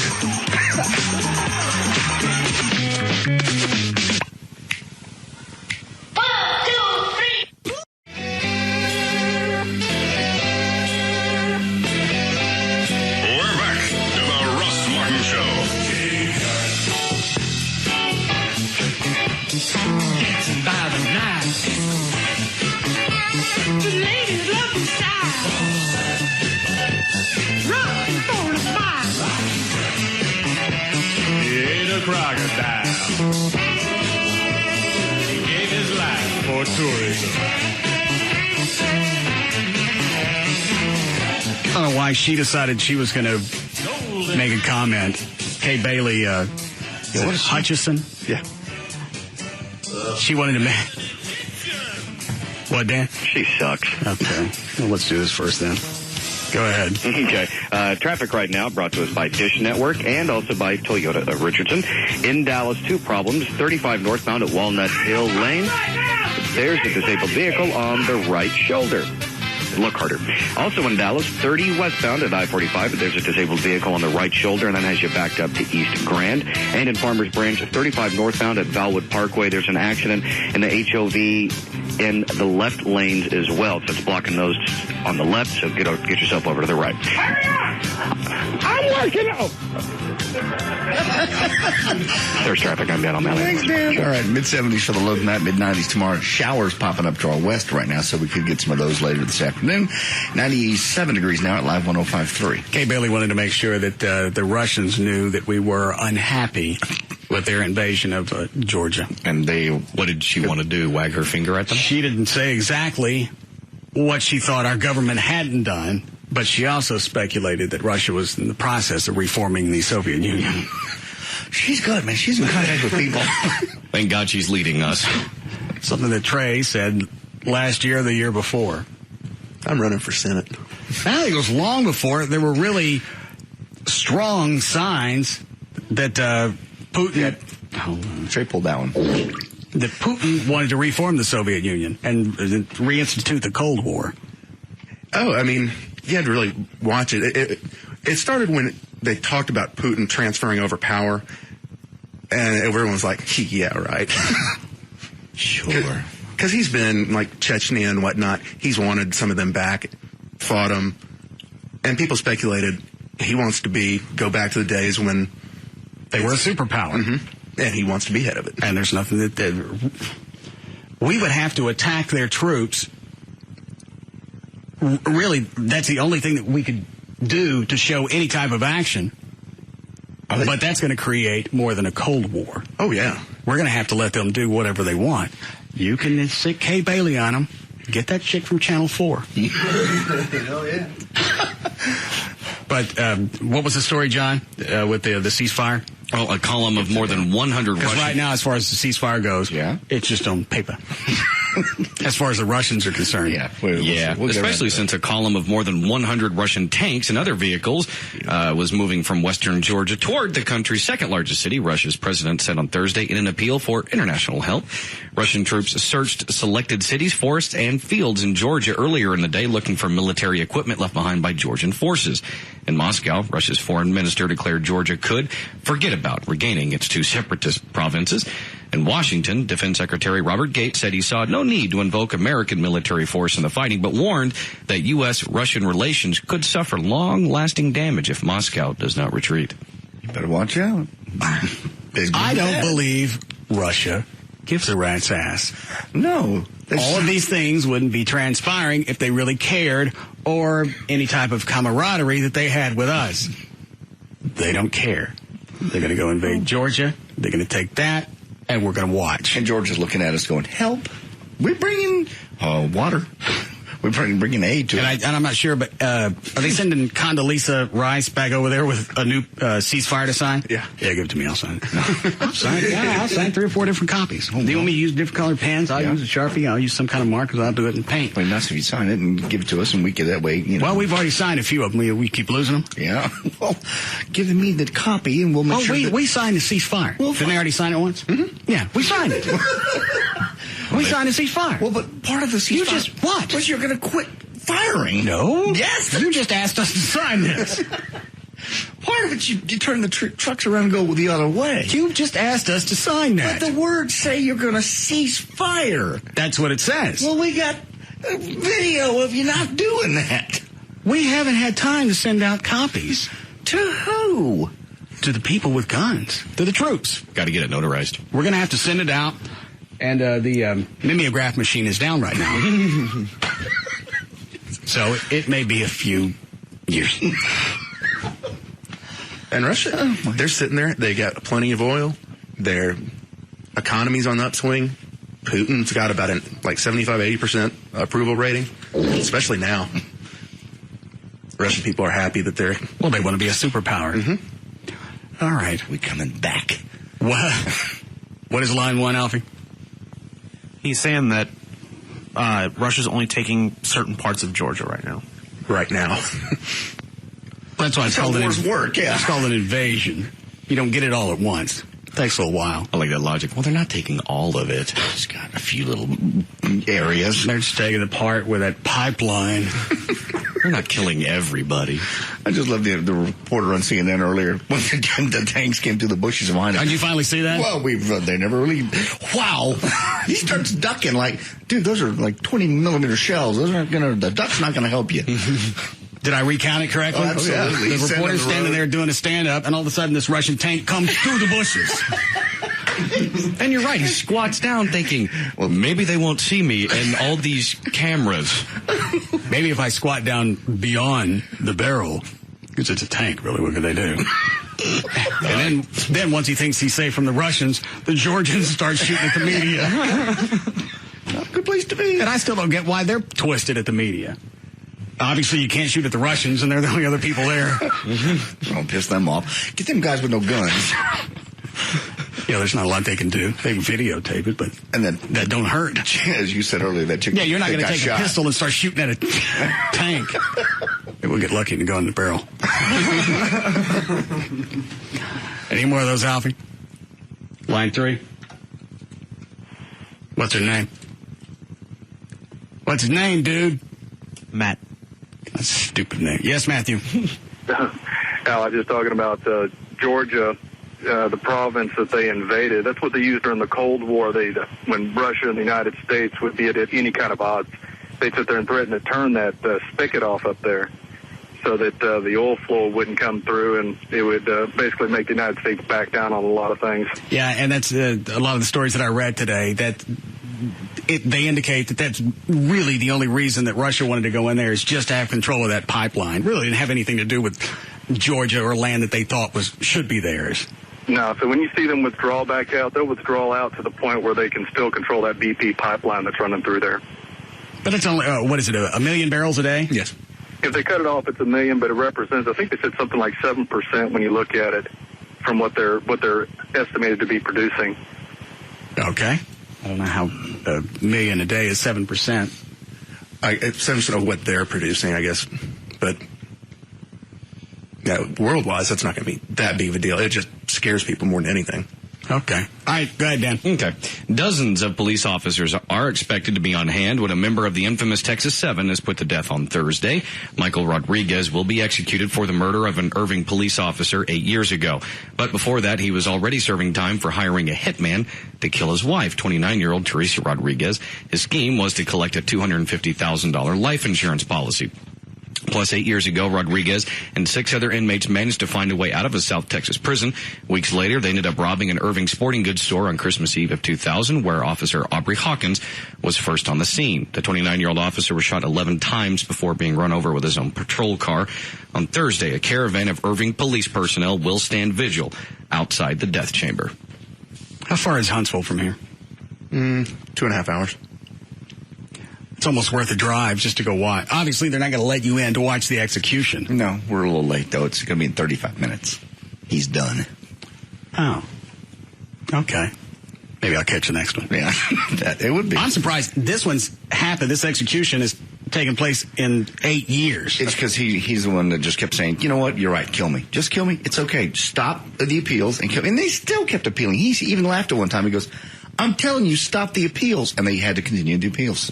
That's why it's so quick. And none of the others have even come up yet for appeal. Is he a U.S. citizen? Yes. Okay. Had he not been, that could have been something to slow the process down with the Mexican government. But you're right. 8 is pretty quick. Okay. Got it done. Famous chef Julia Child, who popularized French cooking through a TV show and a series of best-selling cookbooks, was once a government spy.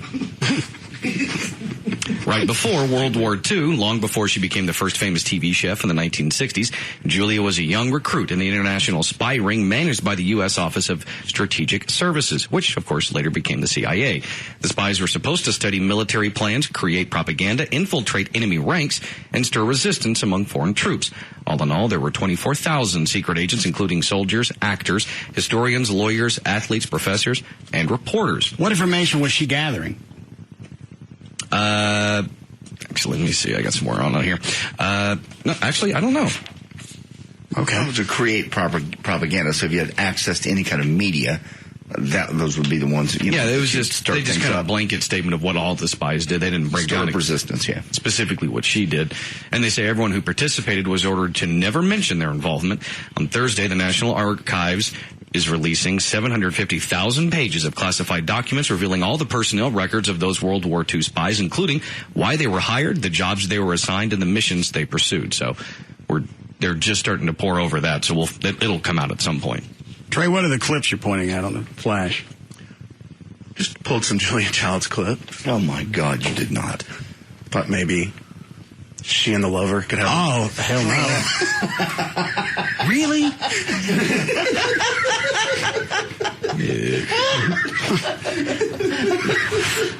Oh, yes, the lover has this coming.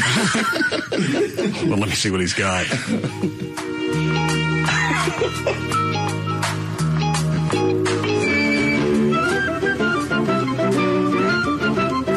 Comes with its own music? That's the wrong it's the wrong what? Wrong clip. Really? Yeah. There's only 3 on here. There's a folder on there called Julia Childs and the Lover. Oh, I see it. Okay. 7 to 7.5 inches bottom diameter. Whoa. Will that hit both sides? Probably not. 20 seconds to do. No, that looks much bigger than a 20-second job. I may have to get some day laborers. That's going to be one mofo of a G-spot to find. I may have to go get a trimmer. An old Madam Hen. No, there'll be no chickens with this one. Beat it up? Well, that's the only way that I can get in. Here, there's this beautiful, great big, old, lovely, not old, it's just the perfect type of about 6 pounds. No, it weighs much more than that. And yes, it is old. Luckily, it smells of croutons. All right, listen to the rest of those later. Go ahead, Daniel. Okay. According to a recent survey, nearly 2 in 3 women say that shopping for clothes makes them feel bad about the way they look, and 1 in 10 women... That's because they're fat and they're trying to try on clothes that don't fit. Well, I guess you say that. Oh, does it? Yeah, 1 in 10 women say they've been reduced to tears in a dressing room. I want to say I saw a study on that somewhere. That number was higher. 15% of women say they've ripped or gotten stuck in a garment which they tried on because, of course, it was too small. No. They were too big. 1 in 3. It's the garment's fault that you can't fit in it. Yes, the numbers are very disturbing. Now, they readjust those chick sizes so you don't feel so bad when you go in and you buy something that's actually made as some type of car cover. I wonder as the industry, how often they really go and go, wink, wink, all right, 5's the new 3. They They've always done that. That's how you come up with a size 0. Yeah. In what men's garments, what is it we ever buy that's a size 0? Absolutely nothing. We don't care if our pant size are 32 or 34. It doesn't make any difference. Just random numbers. We know if we're fat. Changing the numbers isn't going to change anything. I'm still a size 3. No. Yes, I am. No, the tag says size 3. This mirror says 12. I'm a size 3. No. 40 pounds on me looks good. I'll take you out to Rip Griffin's truck stop, and I'll show you what you weigh. You ain't a 3. Honey, I'm a look at the thing. Look at the dress. You missing some aughts behind the 3. Plus size fat. Yeah, plus size fat bitch. I throw in plus size to be PC. Fat bitch because I don't care. God damn. Was it the whole story? Yeah, you got it. All right. Soon, you'll be able to buy a new anti-rape condom called the Rape X. So you might be wondering what exactly is an anti-rape condom. Basically, the Rape X is a condom that a woman wears inside. It has needle-like barbs, and if a man tries to get in there, he gets stuck. That's the dumbest idea ever. I actually pulled a picture of this thing. Why is it dumb? He's stuck. Now he got to get a doctor to get him off. What's he not to get you off get him off of her? He says he gets stuck. They get the. I'm gonna guess the condom sticks to him. They don't get stuck together like a couple of dogs. They have barbs, and the barbs can only be removed by a doctor, meaning he so gets it stays stuck on him as he runs away. Yeah. Yeah. Oh, okay. They don't get stuck together so she can ID when the cops get there. I didn't know. It's him. This is the man. So he's got to go to a doctor and go, you know what? This is the weirdest story I just got in there. So why is this stupid? No, actually, I just misunderstood it. I thought it was stayed in her and stayed on him so he couldn't get away. All I heard is get stuck. Damn time I saw dogs get stuck, none of them got away. The condom adheres to his penis. Now I get that. And since only a doctor can remove it, they'll be able to ID him. We get somebody with a hacksaw to get that off. God, you went full retard. Man, how many times I tell you? I've warned you over and over, and you did it anyway. Full retard. What do you mean? Line 1? Mm-hmm. Yes, Linda? I'm sorry, I was into that condom thing. I was just wondering who came up with the size 16 petite. I think that was about 50 pounds ago, and all of a sudden it means short. Those two words don't even go together. 16, huge, ginormous. Petite. Is there really a 16 petite? Oh, yes, sir. And there are 20 petite, which is even more hilarious. So petite has now become short as opposed to petite. Yes. It has nothing to do with size as far as girth. Now, am I right? Is that because the fashion industry, they keep dropping the sizes down? Is that how we got to size? Is there anything lower than a size 0 now? Not that I know of. I try to stay away from that aisle, but still, I don't think that there is because I'm pretty sure my sister would be in it. But I think 0 is the end. But we got to 0 because they ran out of places to go when they kept dropping sizes. Yes, indeed. But I think they're far and away. Evidently, there's an unending number on the other end. And I mean, No, I used to know a chick that wore double zeros. Jeans. How do they justify that as a size? How do you get a 0 as a size? Because, again, the upper end keeps coming down. We're going to make room in the other end. 000. Obviously, sooner or later, we're going to go into the negative territory. We're in a -9. Petite. I like the size 18 petite. Plus size petite, fat bitch. I still wear petite like I did when we were married. The numbers can say anything that they want. Dress says petite. Petite. You gone full-blown hog. No. And obviously... well, that just makes them feel better. The fashion industry keeps doing it, so obviously chicks buy it. Oh, sure. We did this. Didn't we do an experiment a few years ago where we all wore the dresses? No. Yeah, we did. No. You guys did that. No, we all brought dresses. That was you. No, it was all of us. There's pictures somewhere of all of us wearing dresses. No. Yes, there is. Well, I think it was before Trey and Dan were around. Got that right. I believe it's for me, too. There's a picture somewhere of you wearing a dress. You and Eddie. Shut up. Not bad. What is line one? She pissed off? No, it's a guy. He's saying, what would happen if a woman who was pissed off decided to use this condom? I thought about that. But if there's anything that they could throw out that's going to be able to identify a rapist, I'm fine with that.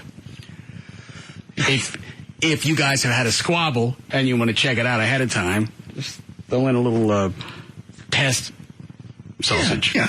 Get in there and do some business and you'll know. No, you don't get in there and do any business. You take it like a test Oscar Mayer wiener. You stick it in there and see if the coast is clear. So, before you have sex with this person, you're going to take a... If you've had a spat and you know that exists and she has one to protect herself when she's not around, then you run a little test thingy in there. Oh my God, you're right, because no one would ever trust makeup sex ever again. Mm-mm. I'm really angry, but the best way to get over this is not say yes. I'm ready. Not without the test, Jimmy Dean. No. Oh, no, you don't need that. I will not. I'm ready to go. It no looks safe. What would I do? Nothing. How could it hurt you? Give me a few minutes. Okay.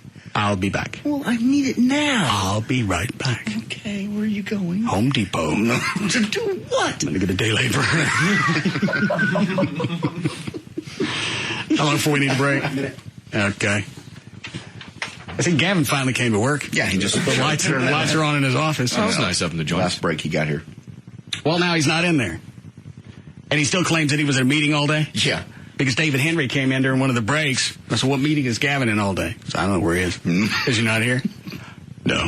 And why would Gavin be in a meeting that RGM wouldn't know about? Really shouldn't be under any circumstances. Oh, he's doing.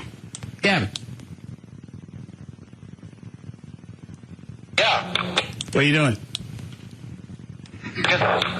What? Working. You're not in your office. I work around the office. You work outside the building? Occasion? What was this big meeting you were in today that David Henry didn't know about? It was a planning meeting. Where are you right now? Don't scream at me through the walls. Nations using... Where were you? I had a KLLI planning meeting. I mean, just now. Oh, I was down in the traffic department. Doing what? Directing? Sorry, I was talking to Susan down there. That sounds concocted. What? That's where I was. What are you hiding? What are you doing? Of course, nobody knows where you are. So what was the meeting today? The meeting was a planning meeting for the next 6 months. For which station? KLLI. Oh. So they're going to take time out of my show where you're supposed to be the producer and you're going to plan for another station. How about I don't show up one day from 3 to 7 and I go help out the Eagle? My boss called the meeting. I had to be there for my boss. David Henry didn't know anything about it. Well, that's David Henry's problem. He's my other boss. This was Brian Purdy. All right. And when Brian Purdy calls, I got to go. It was at 2 o'clock. It was a 2-hour meeting. As soon as I was done with that meeting, I packed up my things and came over. Okay. I hear you had to take your scooter back. Shut up. Stop it. We need a break?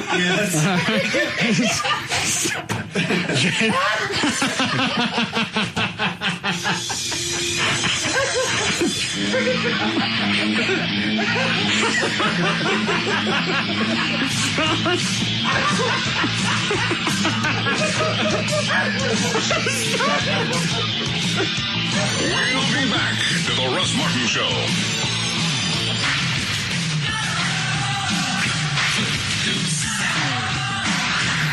Welcome to the Treehouse, the Russ Martin Show.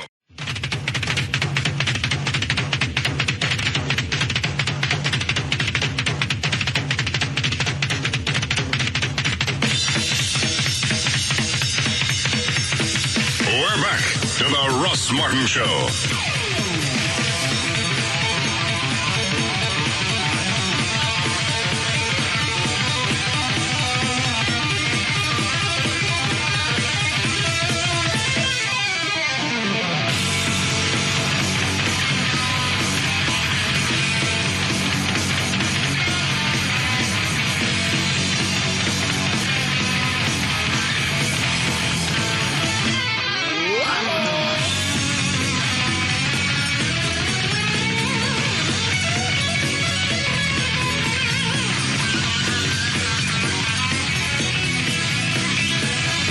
did you get a kick out of that? Kevin had to take his scooters back? Why would I get a kick out of that? After all the crap he gave me? All right, I'll stay away from the obvious. What? Yeah. Yeah? Why do you have to take your scooter back? Because it was broken. She was worried about my safety. You what? Because of what happened yesterday. What happened? I ran into the dumpster. We still have the audio. I know we have it, but... Yeah, I think Chloe has it. Let's revisit. One moment, Gavin. No, we don't have to. Exactly. I think this is the first scooter or whatever Gavin's ever had. Yeah. What kind of damage did you do to it? I cracked the front rim. It didn't look like you hit that hard. We had to replace the front headlight. That I can understand. And then minor body damage and some repainting. What did that run you? $445. And they took it back after it was wrecked? Yeah, they took it back minus the $445. Well, they're going to take a bigger hit on that. Yeah. Because now it's been used and wrecked. Yeah. Well. Yeah. And then Mama said it goes back. Stop it, John. For safety reasons. Shut up, JD. I had mine longer than yours. Hold on, let me listen to this. I think this is the first scooter or whatever Gavin's ever had. Yeah. All right, he's going off. He's moving. Oh. You gotta listen close for that thud. Yeah. I told you he hit it just hard enough to raise that back tire up. Oh, what is that? 8-9 inches? Far enough to get the headlight into the dumpster, obviously. I think this is the first scooter or whatever Gavin's ever had. Yeah. All right, he's going off. He's moving. Oh. Oh, God. Thought I heard a thud. What? You did. I didn't hear it. What? I don't want to ride it. What?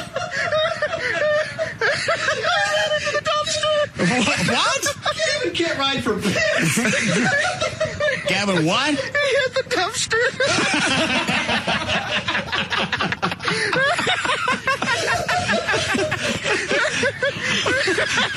I thought I heard a thud, and it sounded like the bike just kept on going away from him. I didn't hear it.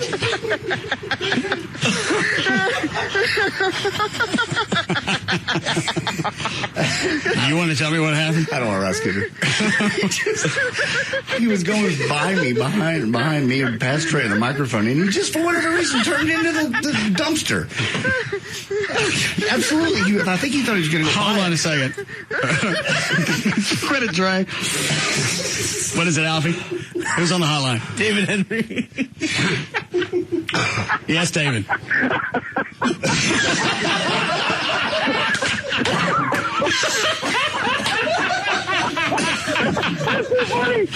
I always forget that's at the end of this clip, so anytime I play it, remind me to get to the end. Okay. So did Mama say take it back? Mom said take it back, didn't she? Yeah. I had mine longer than yours, JD. Gavin, mine went back in one piece. You're a bigger pussy than mine. At least I brought mine back because of an accident. You brought yours back because you're whipped. Gavin can't handle a scooter. No, mine went back in one piece. That didn't cost me anything. You, what, $500 in the hole? At least I had mine. Yeah, you don't. I had mine longer than yours. You're the bigger pussy than I am. I can drive it. I wouldn't take it in the dumpster. At least I know how to hit a G-spot, limp ass. Where did that come from? Yeah, Gavin, that's a little random. Calling me a pussy. Well, you were all over me the other day. Maybe he meant if you could hit a G-spot, Joy would have let you keep the scooter. No, I can certainly hit a G-spot. Don't worry about that. That doesn't exactly work in Gavin's favor either. Well, obviously he can hit the G spot, and that gets you a free ride. With just one. 30 feet, yeah. So when did she, I heard you on the phone not long after this happened yesterday. Was that her screaming at you? Yeah. Yeah, she's not supposed to listen to the program. Why didn't you tell her it was a bit? Because you heard me yesterday and you saw me. I was so shaken up. You can still play it off as a bit if she doesn't see the scooter. You go out and get the scooter fixed. You know, and then take it. How were you getting it to and from in your car? What was happening? Lee Harris. We took the Live 105.3, that big van, so it fit perfect in there. Tied it down with some ties. That's how we did it. All right. You ain't got no scooter. You ain't got no scooter either. I took mine back like a man takes it back. I took mine back. Broken? What? How does a man take a scooter back? Because I'm getting a bigger scooter. No, you're not. You're not getting squat. You don't know that? Yeah, prove it. Well, I'll get it. You lost yours. I lost mine after an accident. I'm legit. You lost yours because you're a pussy. Hey, you got a lot of street cred hitting that dumpster. Gavin had to lose his because he had to lay it down. He lay it down. He went straight into it. Real men lay it down. You didn't lay it down. You went head on into it. The little tail came up like a bunny rabbit. I was going to let you guys go back and forth, but at least Gavin got to ride his. I'll ride mine one of these days. You don't have one. I might. You bought it even before you put your fat ass on it. Mama said take it back. At least Gavin, Mama said he could have it. Mama didn't say anything. Mama and I discussed it, and I needed a bigger one. Yeah, that's what she said. Yes. She doesn't tell me what to do with my money. She doesn't. So where's your scooter? I took it back. Because I wanted to take it back. Gavin? Sure. Well, that's the only reason I took it back. And I took mine back for safety purposes. Okay, because she said you couldn't have it. Well, she's concerned about my health. Yours just doesn't want you to have it. No, she was worried caved. about I didn't. She was worried about my health also. You caved. No, I didn't run into a dumpster, and I wouldn't have run into a dumpster, possibly a pond. It was like an accident. We were doing a performance, and it was like a stunt man. Dude, you ain't doing no show. This is not something you can throw off like you crashed at Caesar's Palace. Gavin Knievel. That's how I'm spinning it. So, did she immediately tell you after the wreck, it's got to go back? Yeah. You pussy. I'm not a pussy. She had a right. I did that. You know, I was quivering. I was so scared. I mean, legitimately, I can't. I thought I could ride it. I can't.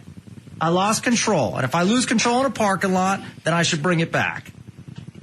Both you and JD are pussies. Thank you for saying certainly that. Not. We got more of those here than Jaguars. I'll have another one someday. He won't. No, you won't. Yes, Steve. This has got to be the most sissified discussion I've ever heard. Are they going to argue over who has the worst manicure next? This is what pussies are arguing over scooters. Get a motorcycle.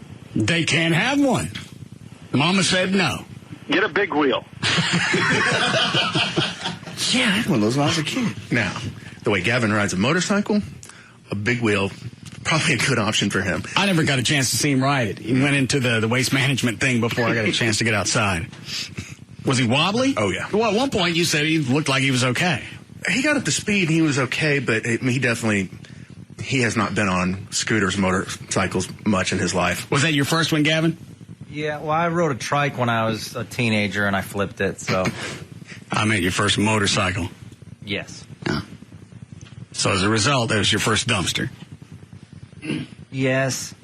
Can we just drop the dumpster part? We No. can just say I wrecked, I spilled it, and therefore I'm moving on. We don't have to say I ran into a dumpster. You went full-blown waste management. Never go full-blown dumpster. Just lost control. It was plain to see. You guys laughing, not even concerned about my safety. Oh, you didn't hit that hard. I saw you. Well, obviously I did. $445 of damage. That's because you hit the front end and then you hit the lights.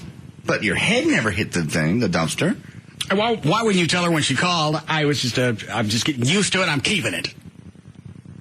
I don't know. I was shooken up. I should have. Maybe I'll get it back. When? I don't know. I'll work on it. This has nothing to do with my manhood. I wrecked, and she's genuinely concerned. All right. Well, possibly she has a reason. Yeah. Joy's got no reason because JD never got on it to see if he could ride it or not. Because I couldn't get on it because you couldn't get on I it. most certainly could have if I chose to. You don't know what I chose. Chose nothing. I know you bought it, and then you had a conversation with Joy, Yes. and then I noticed you didn't have it no more. Because I took it back because she made good sense. She made a lot of sense, that's all. We talk about a lot of things. There's a lot of things I bring up. She goes, no, maybe it's not a good idea. I go, well, let me think about that. Joy, you know what, you're right. And sometimes she's wrong. But in this case, she was right. In this instance, you don't take it back just because of us. I'm taking it back because I'm getting a bigger one. I've told you this. You're not getting a bigger one. Stop it with that end of the story. You're not getting another so one. I show up with the bigger one, you'll say you're sorry. Sound bites.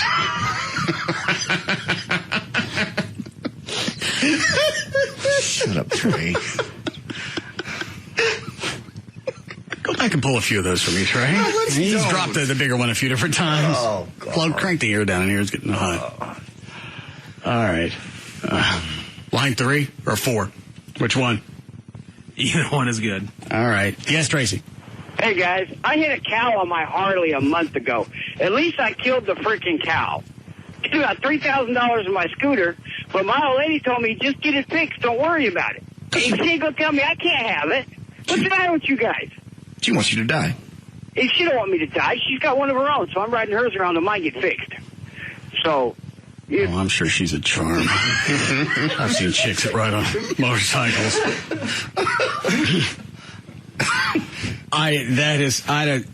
First of all, I've never seen any hot chick riding a Harley. What is that? That's a real turnoff. I had an ex that gorgeous model hot. She had a Harley, and it was cool to see her on it. Yeah, I'd say that too. It's like watching a chick do a snuff. It's a turnoff. I don't care if it's like Jennifer Aniston. She spits a big brown wad out. That better be from me. You ready for news, Dan? Sure. All right. Pussy stereo. Gavin. Can't keep your scooters. Mom said no. You're not getting a bigger one. You're not getting a bigger one. Because I changed my mind. No, you didn't. You gave in. You caved. Instead of just telling her, I'm keeping it, you took it back. You should have just kept it just so you had some semblance of balls. You got a point.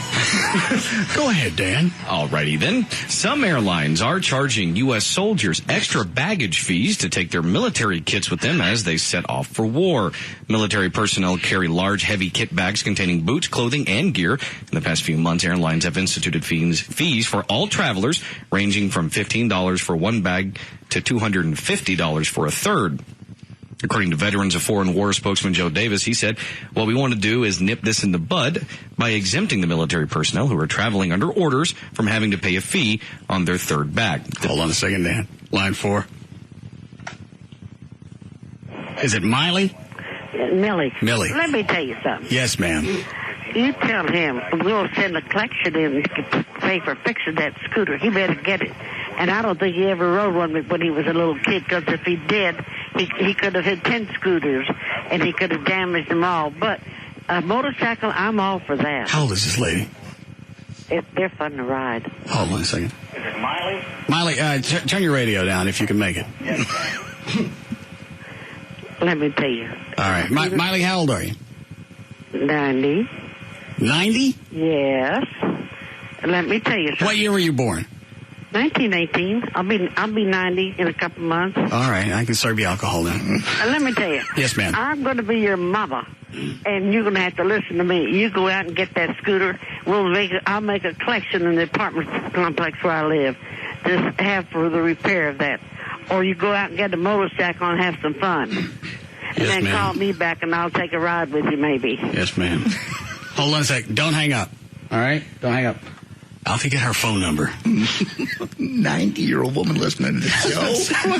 I think I've talked to her before. How does that happen? And you didn't put her through, you're fired. No, I'm talking about on Saturdays. Oh. I just like to visit her from time to time and get her take on things. Yeah. Perspective, if you will. Don't hang up on her, Alfie. I got to find out how she ended up on this show. Listening at all and enjoying it. She never said that. At this point in your age, you don't enjoy it, you don't do it. Alfie, put her back on hold. There's also a difference between not being able to reach the radio. Thank you. And wait on him. Millie? Yeah. How did you end up listening to this show? Oh, I've been listening to it for a couple of years because I'm very hard to go to sleep at night. And I hate to tell you, but on Channel 11 tonight, they're going to tell all those old people how to fall asleep. What's wrong with you? Your mind, but you're an old pussy. If you don't get out there and get on that motorcycle and the scooter, one or the other, he's got to have some fun out of life. And don't lay around and do nothing. And y'all laugh, and I laugh with you, and I tell you, just keep up the good work. Yes, ma'am. Maybe he'll be a good little boy and won't be a pussy. Maybe Santa Claus will bring him a bigger scooter. I don't think I've ever heard anybody over 50 say the word pussy. No. That's a new one. Well, he is. You talking about Gavin? Whoever hit the garbage bin. That was Gavin. Well, I like the laugh of that girl that was laughing. Was that Melissa? Yes. Oh, well, did she find herself a boyfriend yet? Yes, ma'am. Does he have a scooter? Yes. He does? Yes, ma'am. Then tell her that's the guy for her. All right, I will then. And I'll give him lessons how to ride it. All right. I bet you've been on a lot of things. Oh, someone's at my door. All right. Okay, thank you. Obviously, your sex is there. Hey, it's a pizza guy. I hope it's the wrong pizza again. You really think she's 90? If this is the same lady, and I asked Alfie, he thinks it is that we talked to. God, it has to be a year ago. Because I remember we were broadcasting at Texas Motor Speedway, and she called in talking about not wearing underwear. That's her. And how gross it was, and how women should. Oh. Did you get her phone number, Alfie? She wouldn't give it to me. Oh. Well, maybe she'll stay in touch. Sure, she probably will. So she wears underwear? I believe so, from what I remember, yes. That's good. That's what I said. I said she's setting an example for us all. Keep that packed up in there. At a certain age, you really need that, not just for appearance-wise, but it's just to keep things close to home. Want it getting away from you. Ma'am, it looks like you're done packed up and moved off. And don't jump up and down the shower. Do that. But it is making me quite horny. This is the way you got your vagina tucked into your socks.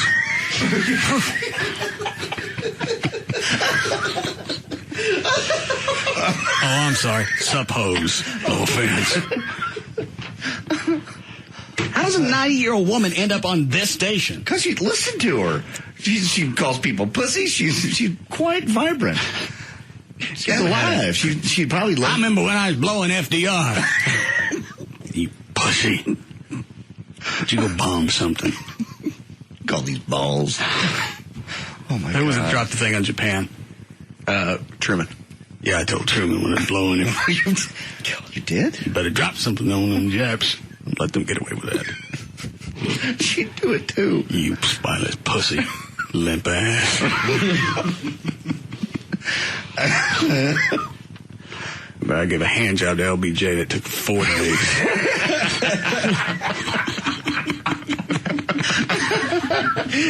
That's why I got the carpal tunnel.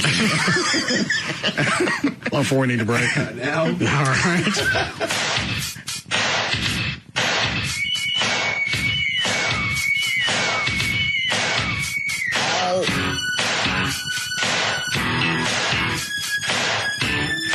We'll be back to the Russ Martin Show.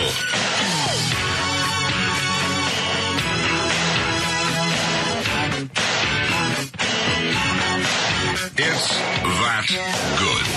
The Russ Martin Show.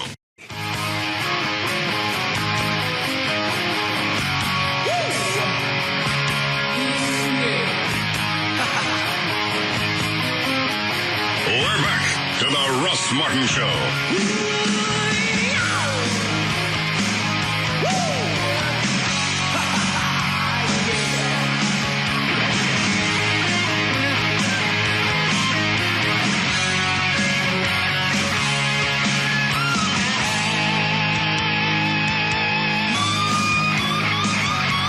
That's a bad edit. Have somebody fix that on the bumper. I would do so.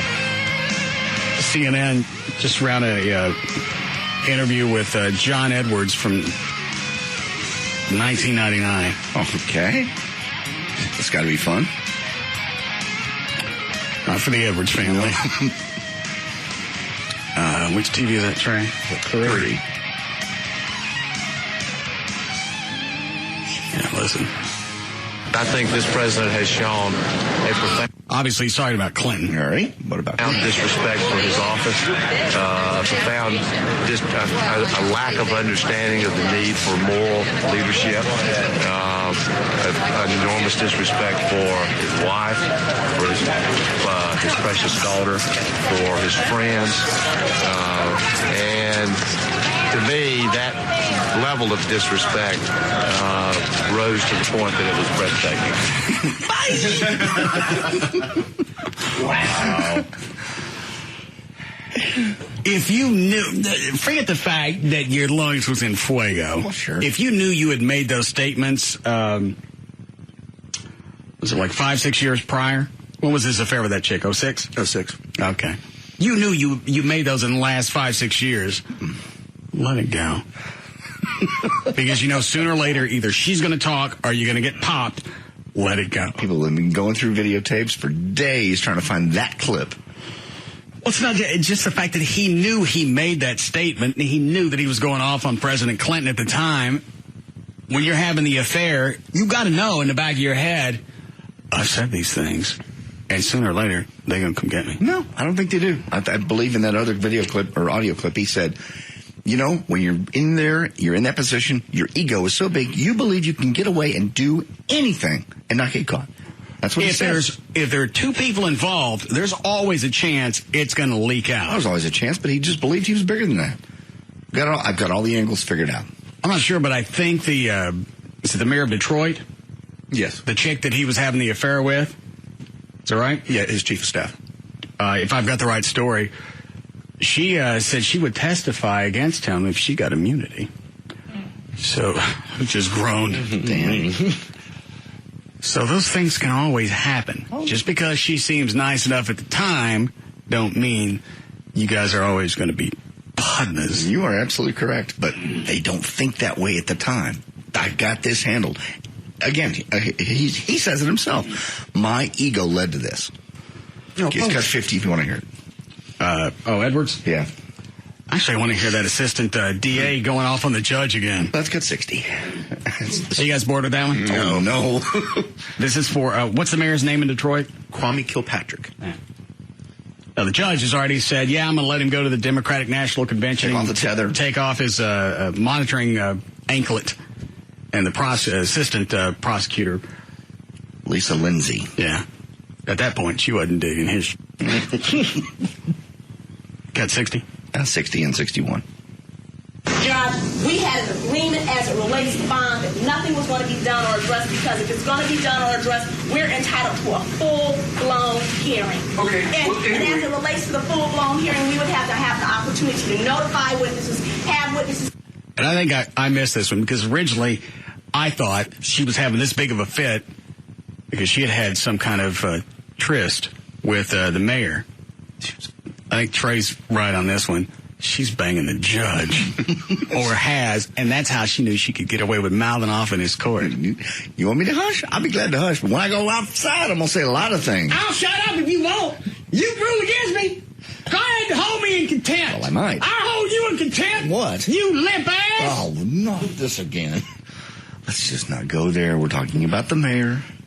Because this sounds like a chick going off on somebody that she's either been married to or at least been through the bedroom with. Yeah. Comfortable enough. And he said this whole clip was about 7 minutes The long. whole thing's about 7.5. No judge, unless he's banging the prosecutor, would let and have this much attitude. And it's a room full of people and cameras, too, so it's not something that's going to be...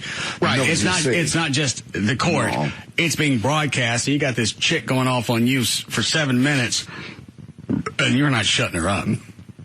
here in court and have an opportunity to place testimony on the record, which we do not have at this point in time. So if the court is going to entertain any bond motion, we've asked for an appropriate notice so we can get witnesses in here and take testimony. This is inherently unfair because we spoke and we had an agreement, and that's the issue of trust. This isn't a matter of point of law. She's mad at him because he's making her look stupid. Yeah. We had an agreement. Well, I know. You remember the agreement we had? Keep your voice when down. I got all naked, oh God, you said you'd eat it. I said I might. I didn't say I would. Why did I sit in cow guard for 45 minutes? I don't know. Can we move on and you keep your voice down? 45 minutes. It's good and soft. Have it. Oh my God! You see the cameras in here? Please stop. Oh yeah, I'll stop. Thank you. But then when you're done in here, I'm going to go have a press conference. Tell everybody about your limp biscuit. Huh? No. You want me to talk about that? Your scrambled eggs and your limp biscuit. Sound like one of them breakfasts at Whataburger. Limp ass. You trust the mayor and his representatives. We had an agreement that none of this was going to take place today. But if he wants a bond hearing, if he wants to change the defendant's bond hearing, we want a full-blown hearing. What's the other cut? It's 61? Yeah, 61. And I don't see what in the world anybody is worried about. Why? Well, what we're worried about is that he has been violating the conditions of his bond as it relates to the conditions of the court put him on. As it relates to any other defendant who violates the conditions of their bond repeatedly, any other defendant, stringent action is taken on. Any other defendant... I've already been up and down this courthouse. I had 2 other judges say I was right. You know, I told you before, 2 judges? Yeah. 4 balls. I have balls too. You ain't got no balls. If you got balls, they just hanging there as ornaments. No, they're shoes. Why don't you just bring them out for Christmas? Limp ass. I'm the judge. Bet your tree hangs sideways. Oh, you violated your bond, but you know what? You're an important person. You have an important job. And because you are an important person, you have impunity to violate the law and then just go anywhere and do anything. He can't shut her up. And Trey's right. You got a judge that tells you to shut up in a courtroom, and he's got no control here. Absolute jurisdiction over that room. He can do whatever the hell he wants. He's not going to let some chick mouth off to him. They've been banging each other, and she's pissed off about something, and most of us go, you can't find a G spot. G, go get it. Not G, where is it? Oh, I'm sorry, baby. I can't get it up because I got the whiskey weenie. What? You got to have it first. Damn. Relax. We're in court. I'm the judge. You're also limp. Oh, God. We know you are. This is as strong as what you're getting ready to play is as strong as he gets with her. And he's having to speak over her. And this is 4 or 5 minutes into the rant. But you know what? You're an important person. You have an important job. And because you are an important person, you have impunity. You know what's funny? It's not. There's a chick on line 1 that's asking this. This is not the same person that called the other guy Shrek. No. That wasn't the mayor, right? No, that was city council. All right. It was another city council chick that called him Shrek. Sounds just like her. Monica Conyers was the chick on the That's the first thing I thought when I heard this. It sounds just like her. Stringent action is taken on any other defendant. We don't say, oh, you violated your bond, but you know what? You're an important person. You have an important job. And because you are an important person, you have impunity to violate You're blowing the paper off my desk, waving your finger. Quit. Go anywhere and do I think anything. you're losing your composure. That is not... I ain't losing nothing. You've lost your... I'll tell you one other thing I ain't lost. What have you not No orgasms on your ass. Calm down. I've been storing up orgasms for 6 months. Not one have I had. Just relax. You're upsetting everyone. Well, you can relax. Okay. You're the one blowing stomach butter all over me. Oh, you have orgasm every time. You ain't got no time to go look for no G-spot. God, please be quiet and leave.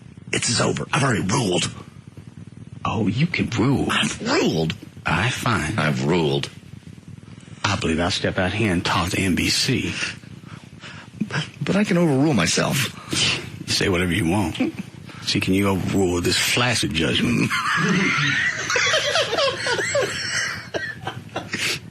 I hate that one. Explain to him.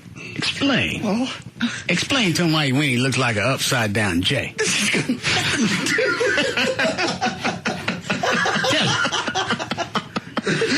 Nothing to do with the court proceedings. I think that because we have a very important person here. We're going to treat him differently. No, I think you're treating her differently by asking the court to be strenuous and impose. It sounds like two parents arguing about what to do with their kid. Yeah. Pre-trial punishment. No one has been found guilty of anything. Let's not trash the Constitution. He has been found guilty of violating his bond by Judge Giles. Judge Giles did, in fact, find he violated his bond.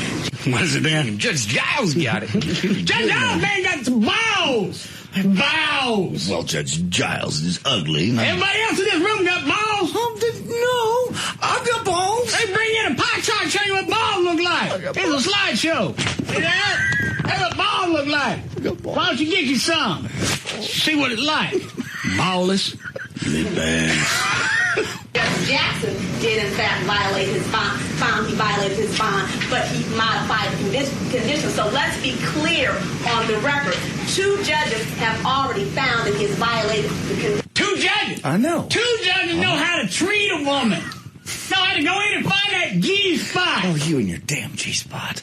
You didn't take no time to look for it. I did. I'm busy. I'm a judge. You're embarrassing me. Come in humping like the Notre back.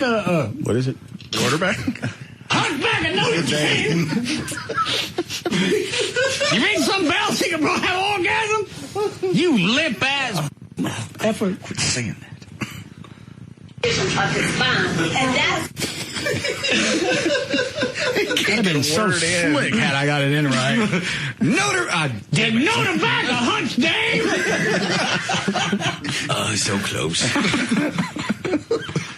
Violated his bond, but he modified conditions. So let's be clear on the record.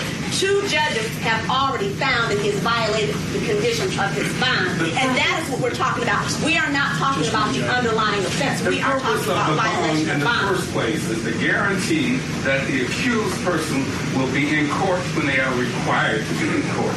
There has been no allegation that either of these people, and I think to continue to argue would be futile. The court has made an order. You can appeal the order and do what you like, but the order... Oh, the court has made an order. The court made an order. That's right. Move ahead. Move Is that like the same order when you asked me to put on that strap on? Oh, dear Lord. The one that's shaped like a donkey head? You never bring that up, ever.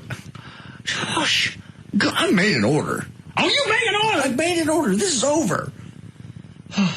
What about that time you dressed up like the chupacabra? Oh, my God. Big donkey-headed dog. That was once. I believe it was near Halloween. All right, Club. All right, I'm done with this bit. Dan? Yeah. Let's go in another direction. All right, 6:33. Dan O'Malley's here with news. Thank you, Russ. And in a different direction, the latest star rumored to be on the next season of Dancing with the Stars is 79-year-old Adam West, who starred in, of course, the 60s Batman TV series. But this is not your typical baseless internet rumor. This could actually be happening. A rep for Adam West told the New York Post, it's not definite yet, but he is one of the people they are seriously looking at. They will decide on everyone on August 25th. He still seems pretty spry. Yeah. Mobile. When was it I met him? 6 years ago? Yeah. Seemed all right. They say it works out. Yeah, and plus, if he makes it, the upcoming 7th season on the Dancing with the Stars will premiere on September 22nd, which is 3 days after Adam turns 80. And you know, they'll work in one of his dance moves. They'll work in the Batusi. You have to. You have to. Everyone's going to want to see that. I'm sorry, even if it's just a little sideline. Oh, they'll expect. Chloe, do you even know what that is? Maybe you had to watch the series. Trey? I don't remember it. I know that I've heard the name, but I don't remember it. You'll know it if you see it. Yeah, do it for him. I'm not doing it. I'll do it for him. You know it. All right, hang on. Chloe, got any Batman music? All right. Here we go. Ready? Mm-hmm. There it is. The arms, now the eyes. Got it? Got it. You ever seen that before? I've seen that before, but I didn't know it was called the Well, you just thought that was Russ's original move? What, you think I came up with that on my own when I do that for you after the show? Some silly thing you made up. What is it, John? Sound bites. That's why I said it. So this premieres in September when? September 22nd. And of course, his rep did say, like JD said, his rep said he's in great shape and he works out an hour every day. All right. And plus, he doesn't even look 79, almost 80. No. When was the last time he was on anything? Well, he's still on Family Guy. Well, I mean on TV. Visual. I can't recall. They did the Back to the Batcave reunion. That was about 4 years ago. Oh, okay. He looked fine in that. Mm-hmm. In fact, he looked better than Burt Ward. Oh, because Burt Ward had gained 700 pounds. Don't think so. He was probably about 60 pounds heavier than he was when he did Batman. Oh, easily. That's sad. But, look at me. Go ahead, Chloe. Do we need a break? About 3. Goddamn. On November 8th, the stars of the TV series Dallas, which ran for 14 seasons, of course, on CBS. That's from 1978 through 91. They will reunite for another anniversary party. This time it'll be the 30th. It'll take place, of course, at the ranch where the show was filmed in South Fork. I thought they were just here for a reunion. That's what I thought. We had Larry Hagman in the studio. That was the DVD release, I believe. 2 years ago? It's something like that. It hadn't been that long ago. Because I got pictures of Larry Hagman in the Batmobile. Mm-hmm. Yeah, you went out there that night, right? South Fork? Yeah, it was. I remember seeing the pictures. I can't remember where they at South Fork. Yeah. Okay. Yeah, and actually some of the stars have already RSVP'd, including Larry Hagman, along with Linda Gray and Patrick Duffy. Of course, not that he's doing anything anyway. What about that little short bitch? What's her damn name? The one that stood you up in L.A. Damn it. Charlotte? Chloe, what's her name? Charlene Tilton. Yeah. That's it. Bitch. Please. Instead, did she? We had her on the show. I remember that. She was in. We told her we were coming out to L.A. I forgot why we went out there. Went out to L.A. You call me as soon as you get here. I'll meet you. We'll take you around. We'll go to the SpongeBob SquarePants. We'll hit all these different places. We call as soon as we get to town. Bitch, don't ever answer the phone. Well, you talked to her again later. She explained it. No, she didn't. I never got any calls. Yes, you did. Then she did the same thing. She was in town for something else. Did the same thing. Why don't you meet me after your show? Actually gave us the hotel, the right hotel. Mm-hmm. But then she don't answer the phone. Oh. It's just funny to her. Maybe that's her standard thing with radio guys, you know. I never asked to hook up. No, I know. She brought it up. I remember that. Yeah, but playing along, pretending to have like a knowing, friendly relationship and actually saying, yes, call me. No, I'm serious, because Russ checked and said, are you just blowing smoke or are you serious? Because we'll call you. I think you even had, at the time, Rob asked her in the hall off the air, are you serious or She didn't come in the studio. She was on the phone. Wherever. Somebody else asked her off the air, are you serious? Yeah, there was no I never asked to hook up with her or ask for a phone number. She was adamant about it. We go out to L.A., bitch, don't answer the phone. Well, it doesn't say here if she's coming to this thing or not. But it make no difference to me. Oh, God. I'm past that. You would. I got nothing else to say to her. Lord. If she called up again and said, come out and see me. I'd love to see you. Come on. I got tickets for you. They're the $1,000 seats. Come on. It costs to get into this? Oh, yeah. I missed that. It's open to the public, between $100 and $1,000 for the tickets. They go on sale next Friday. And when's the actual event? It's going to be November 8th. Okay. What are you planning? Don't want to hear that tone of voice. We'll have Larry Hagman on the show. In fact, I think his birthday is near that time. Yeah, it is. Somewhere in November. We'll have him on the show, but not Charlene Tilton. Lord. In fact, she was actually at South Fork the night that I went out there trying to talk to me. I ain't talking to you. Did she actually come up to you? Yeah. Oh. I went out twice. What? But didn't she burned you twice at that point? I didn't talk to her. I know she tried to talk to you, though. Yeah, she came up and tried to explain what was going on. I went, excuse me, I'm talking to Patrick Duffy. God. Okay. Well, can you come over here later? No. I'll be talking to Linda Gray. We're talking to people that are nice to me and don't stand me up, bitch. I'll find other people that be actors before I come to your ass. Wow. Has she done anything since that? Got fat. Okay. Sorry I asked. Plus size fat bitch. Do we need a break? Yes. All right, we'll be back. You want to see the Bat Tuesday again? Yeah. There's the arm movement. There's the eyes and the back. Weird. Thanks. I don't know who he is behind that mask of his, but I do know when we need him. And we need him now. We'll be back to the Russ Martin Show.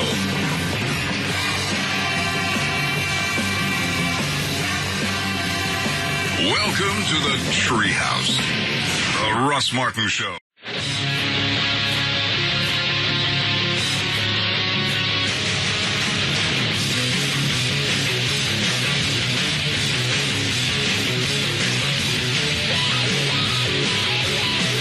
We're back to the Russ Martin Show.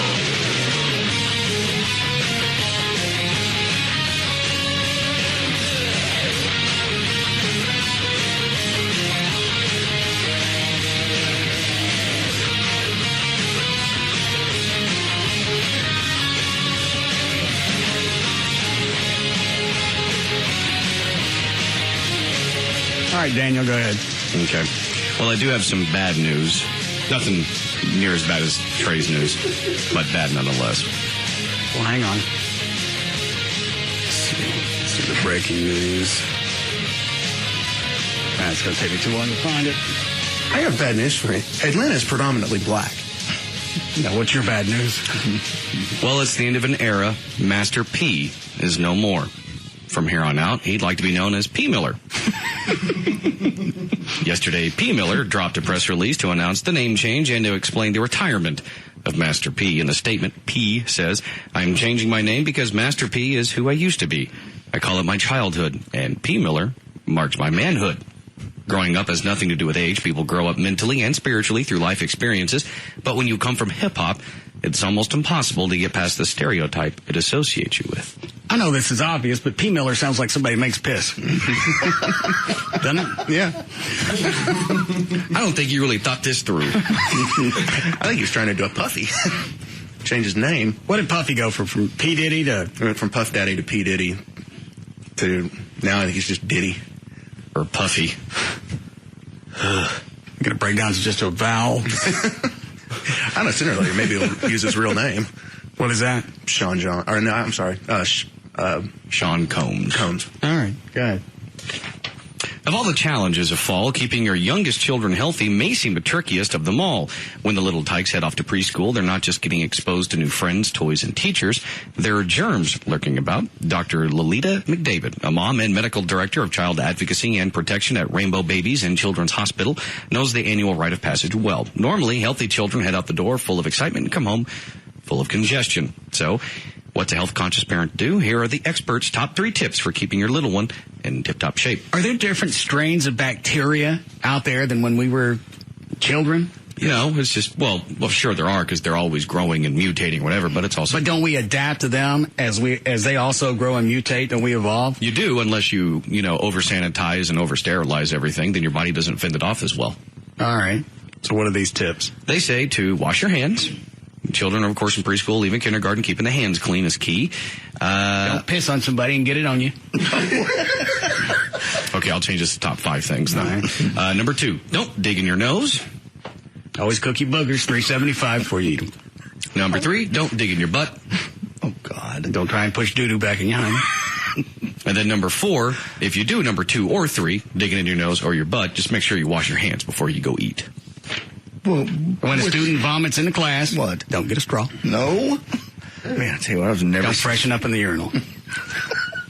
Splash. Yeah. I was never so sick as when my kids were in school. When they first started school, they bring everything home, and you catch it. You just can't help it. Wombat asses are not finger looking good. No. No matter what they say. It never comes up in school.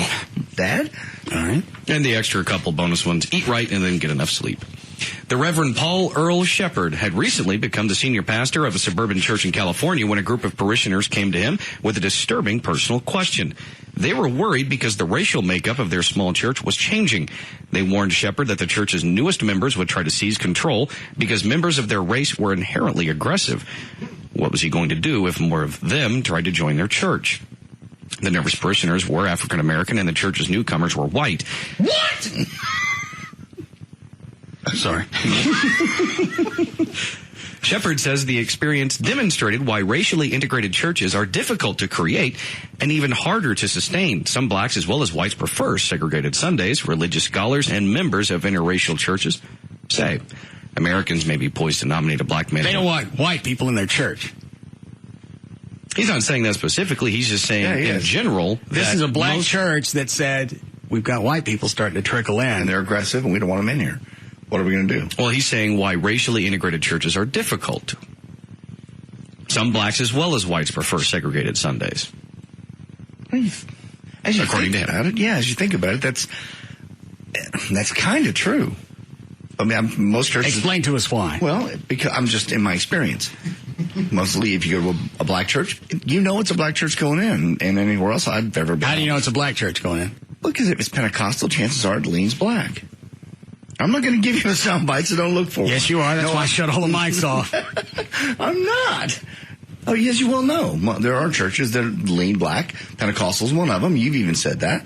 And then there's... But I was white, and I went to a Pentecostal church. Oh, yeah, there are black people that go to a Methodist church, but predominantly that's going to be a white church. And I never really thought about it until it came out, until Dan just read it. But, yeah, you're right. White people of all places, church would be the last to be segregated. You'd think that would be the first place to be segregated. Desegregated, whichever one it is. Where people blend together. Turn other mics on. No.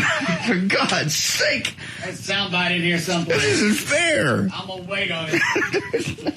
No, because I've got a point. It's not just idle ramblings of what you think I am. I'll help you out. Yeah. People tend to gravitate towards their own race. It's like in neighborhoods, the churches, bars, whatever. But you're right. I can't believe that a church would be that concerned about it. We got whiteys coming in. What are we going to do? Maybe we scare them. How do you scare them? Make a face. Oh. So what was their resolve to this? Really, it's just that it's kind of thinning out itself. Is one of the things he had said. Let's see, DeYoung. Where did he go? DeYoung's numbers are backed by other scholars who've done similar research. Americans may be poised to nominate a black man to run for president, but segregation is usual in churches, according to scholars. Only about 5% of the nation's churches are racially integrated, and half of them are in the process of becoming all black or all white. So it's just like a change. JD's right. The one place you would really hope there would be desegregation would be the church. It would lead. You would hope that, but I can understand why, people that go to church want to worship in the way that they're used to. And what's that? Well, black churches are fun. White churches are boring as hell. All right. Well, that's why I like going when my dad would take us to the Pentecostal church. There was a lot more going on. You had a band, there was dancing, there was hands-on healing, people passing out. They'd throw blankets over them. There was always something that was going to keep your interest. You didn't fall the freak asleep. No. Exactly. And plus, at a white church, everyone looks like they were forced to be there. At a black church, looks white. Nobody really wants to praise God. They just want to sit there. They want to listen to the message. They want to read through their hymnals. They want to be quiet. You're thinking about a standard like a Methodist or Baptist church. Because my church is a little different. A little more music, a little more... Your church is a show. It's not a show. Yes, it is. It's not a show. I'm sorry, what did you do there? Cameraman. Thank you. And because they put it on TV. So hang on, this is a sidebar, but why is it you got kicked out as being their cameraman? I don't remember exactly why it is that I got kicked out. I believe it's because you were focusing your camera just to check it out. I was setting the zoom on asses and cleavage. I was setting the zoom because every camera's a little different, and I was shut up, thinking nobody else was watching. Well, it was way before the service, and I didn't know they were already in the booth.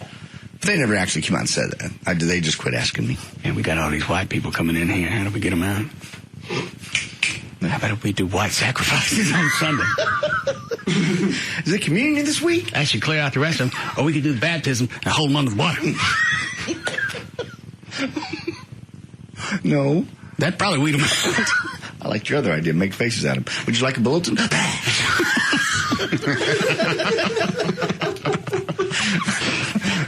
Do we need to break before Ligas? Nope. All right. I see Stacy all over Gavin's office. Let me go. Yeah, go get it. Is the scale set up? Yep.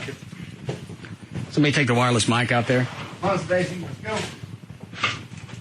Trey, is it on? Yes. I don't want JD to wake me. Why not? What were you before, you remember? 562. I don't want JD to wake me. Get in here. Why didn't he want you weighing him? JD don't like me. Look, it's a scale. He talks about me all the time. He was just talking about me the other day. He's a lying ventriloquist. Get on the scale. He don't like Get on me. the scale. Get on the scale. Get your ass over here. Get up here. You're fat. Glad to have a few pounds over here if you like it. See, look, he adds pounds. All right, hold on. Ventriloquist. Turn around. You touch me. Hold on. Uh-oh. That's that is for you today. Where's the stun gun? Is that it? All right. What is it? All right. There it is. That's 150. Let me see. 566. What did he weigh last time? 566. 562. 566. Take that out there and light him up. All right. Glad to do it.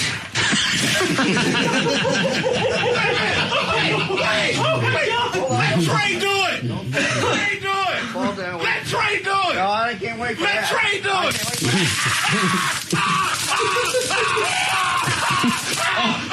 All right, it's over.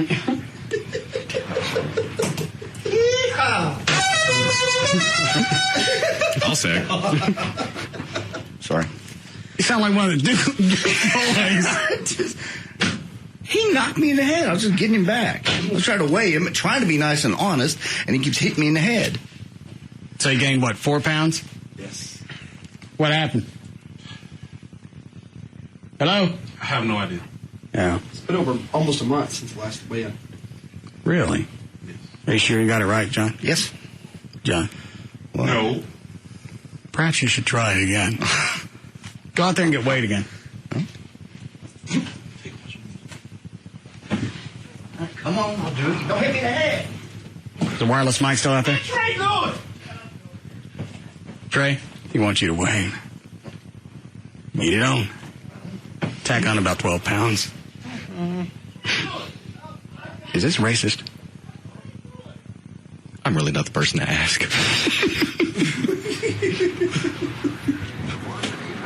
This is to help him lose weight. Jeez. And did, Well, you're right about that. Yeah. Pull that. There you go. I'll hold it up. Okay. Balance it. Yeah, JD, you got it wrong. I did? Yeah. What'd I do? Looks like it's about 572. Oh, wait a minute. Trey had to wait.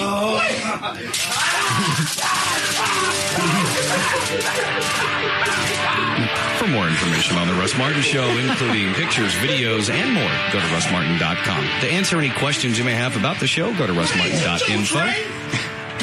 Hurry up. To email the show and during the show, only send that to the studio at russmartin.com, johndavidryan.com, danamele.com, djglow.net. I mean, hurry up. I've seen this movie.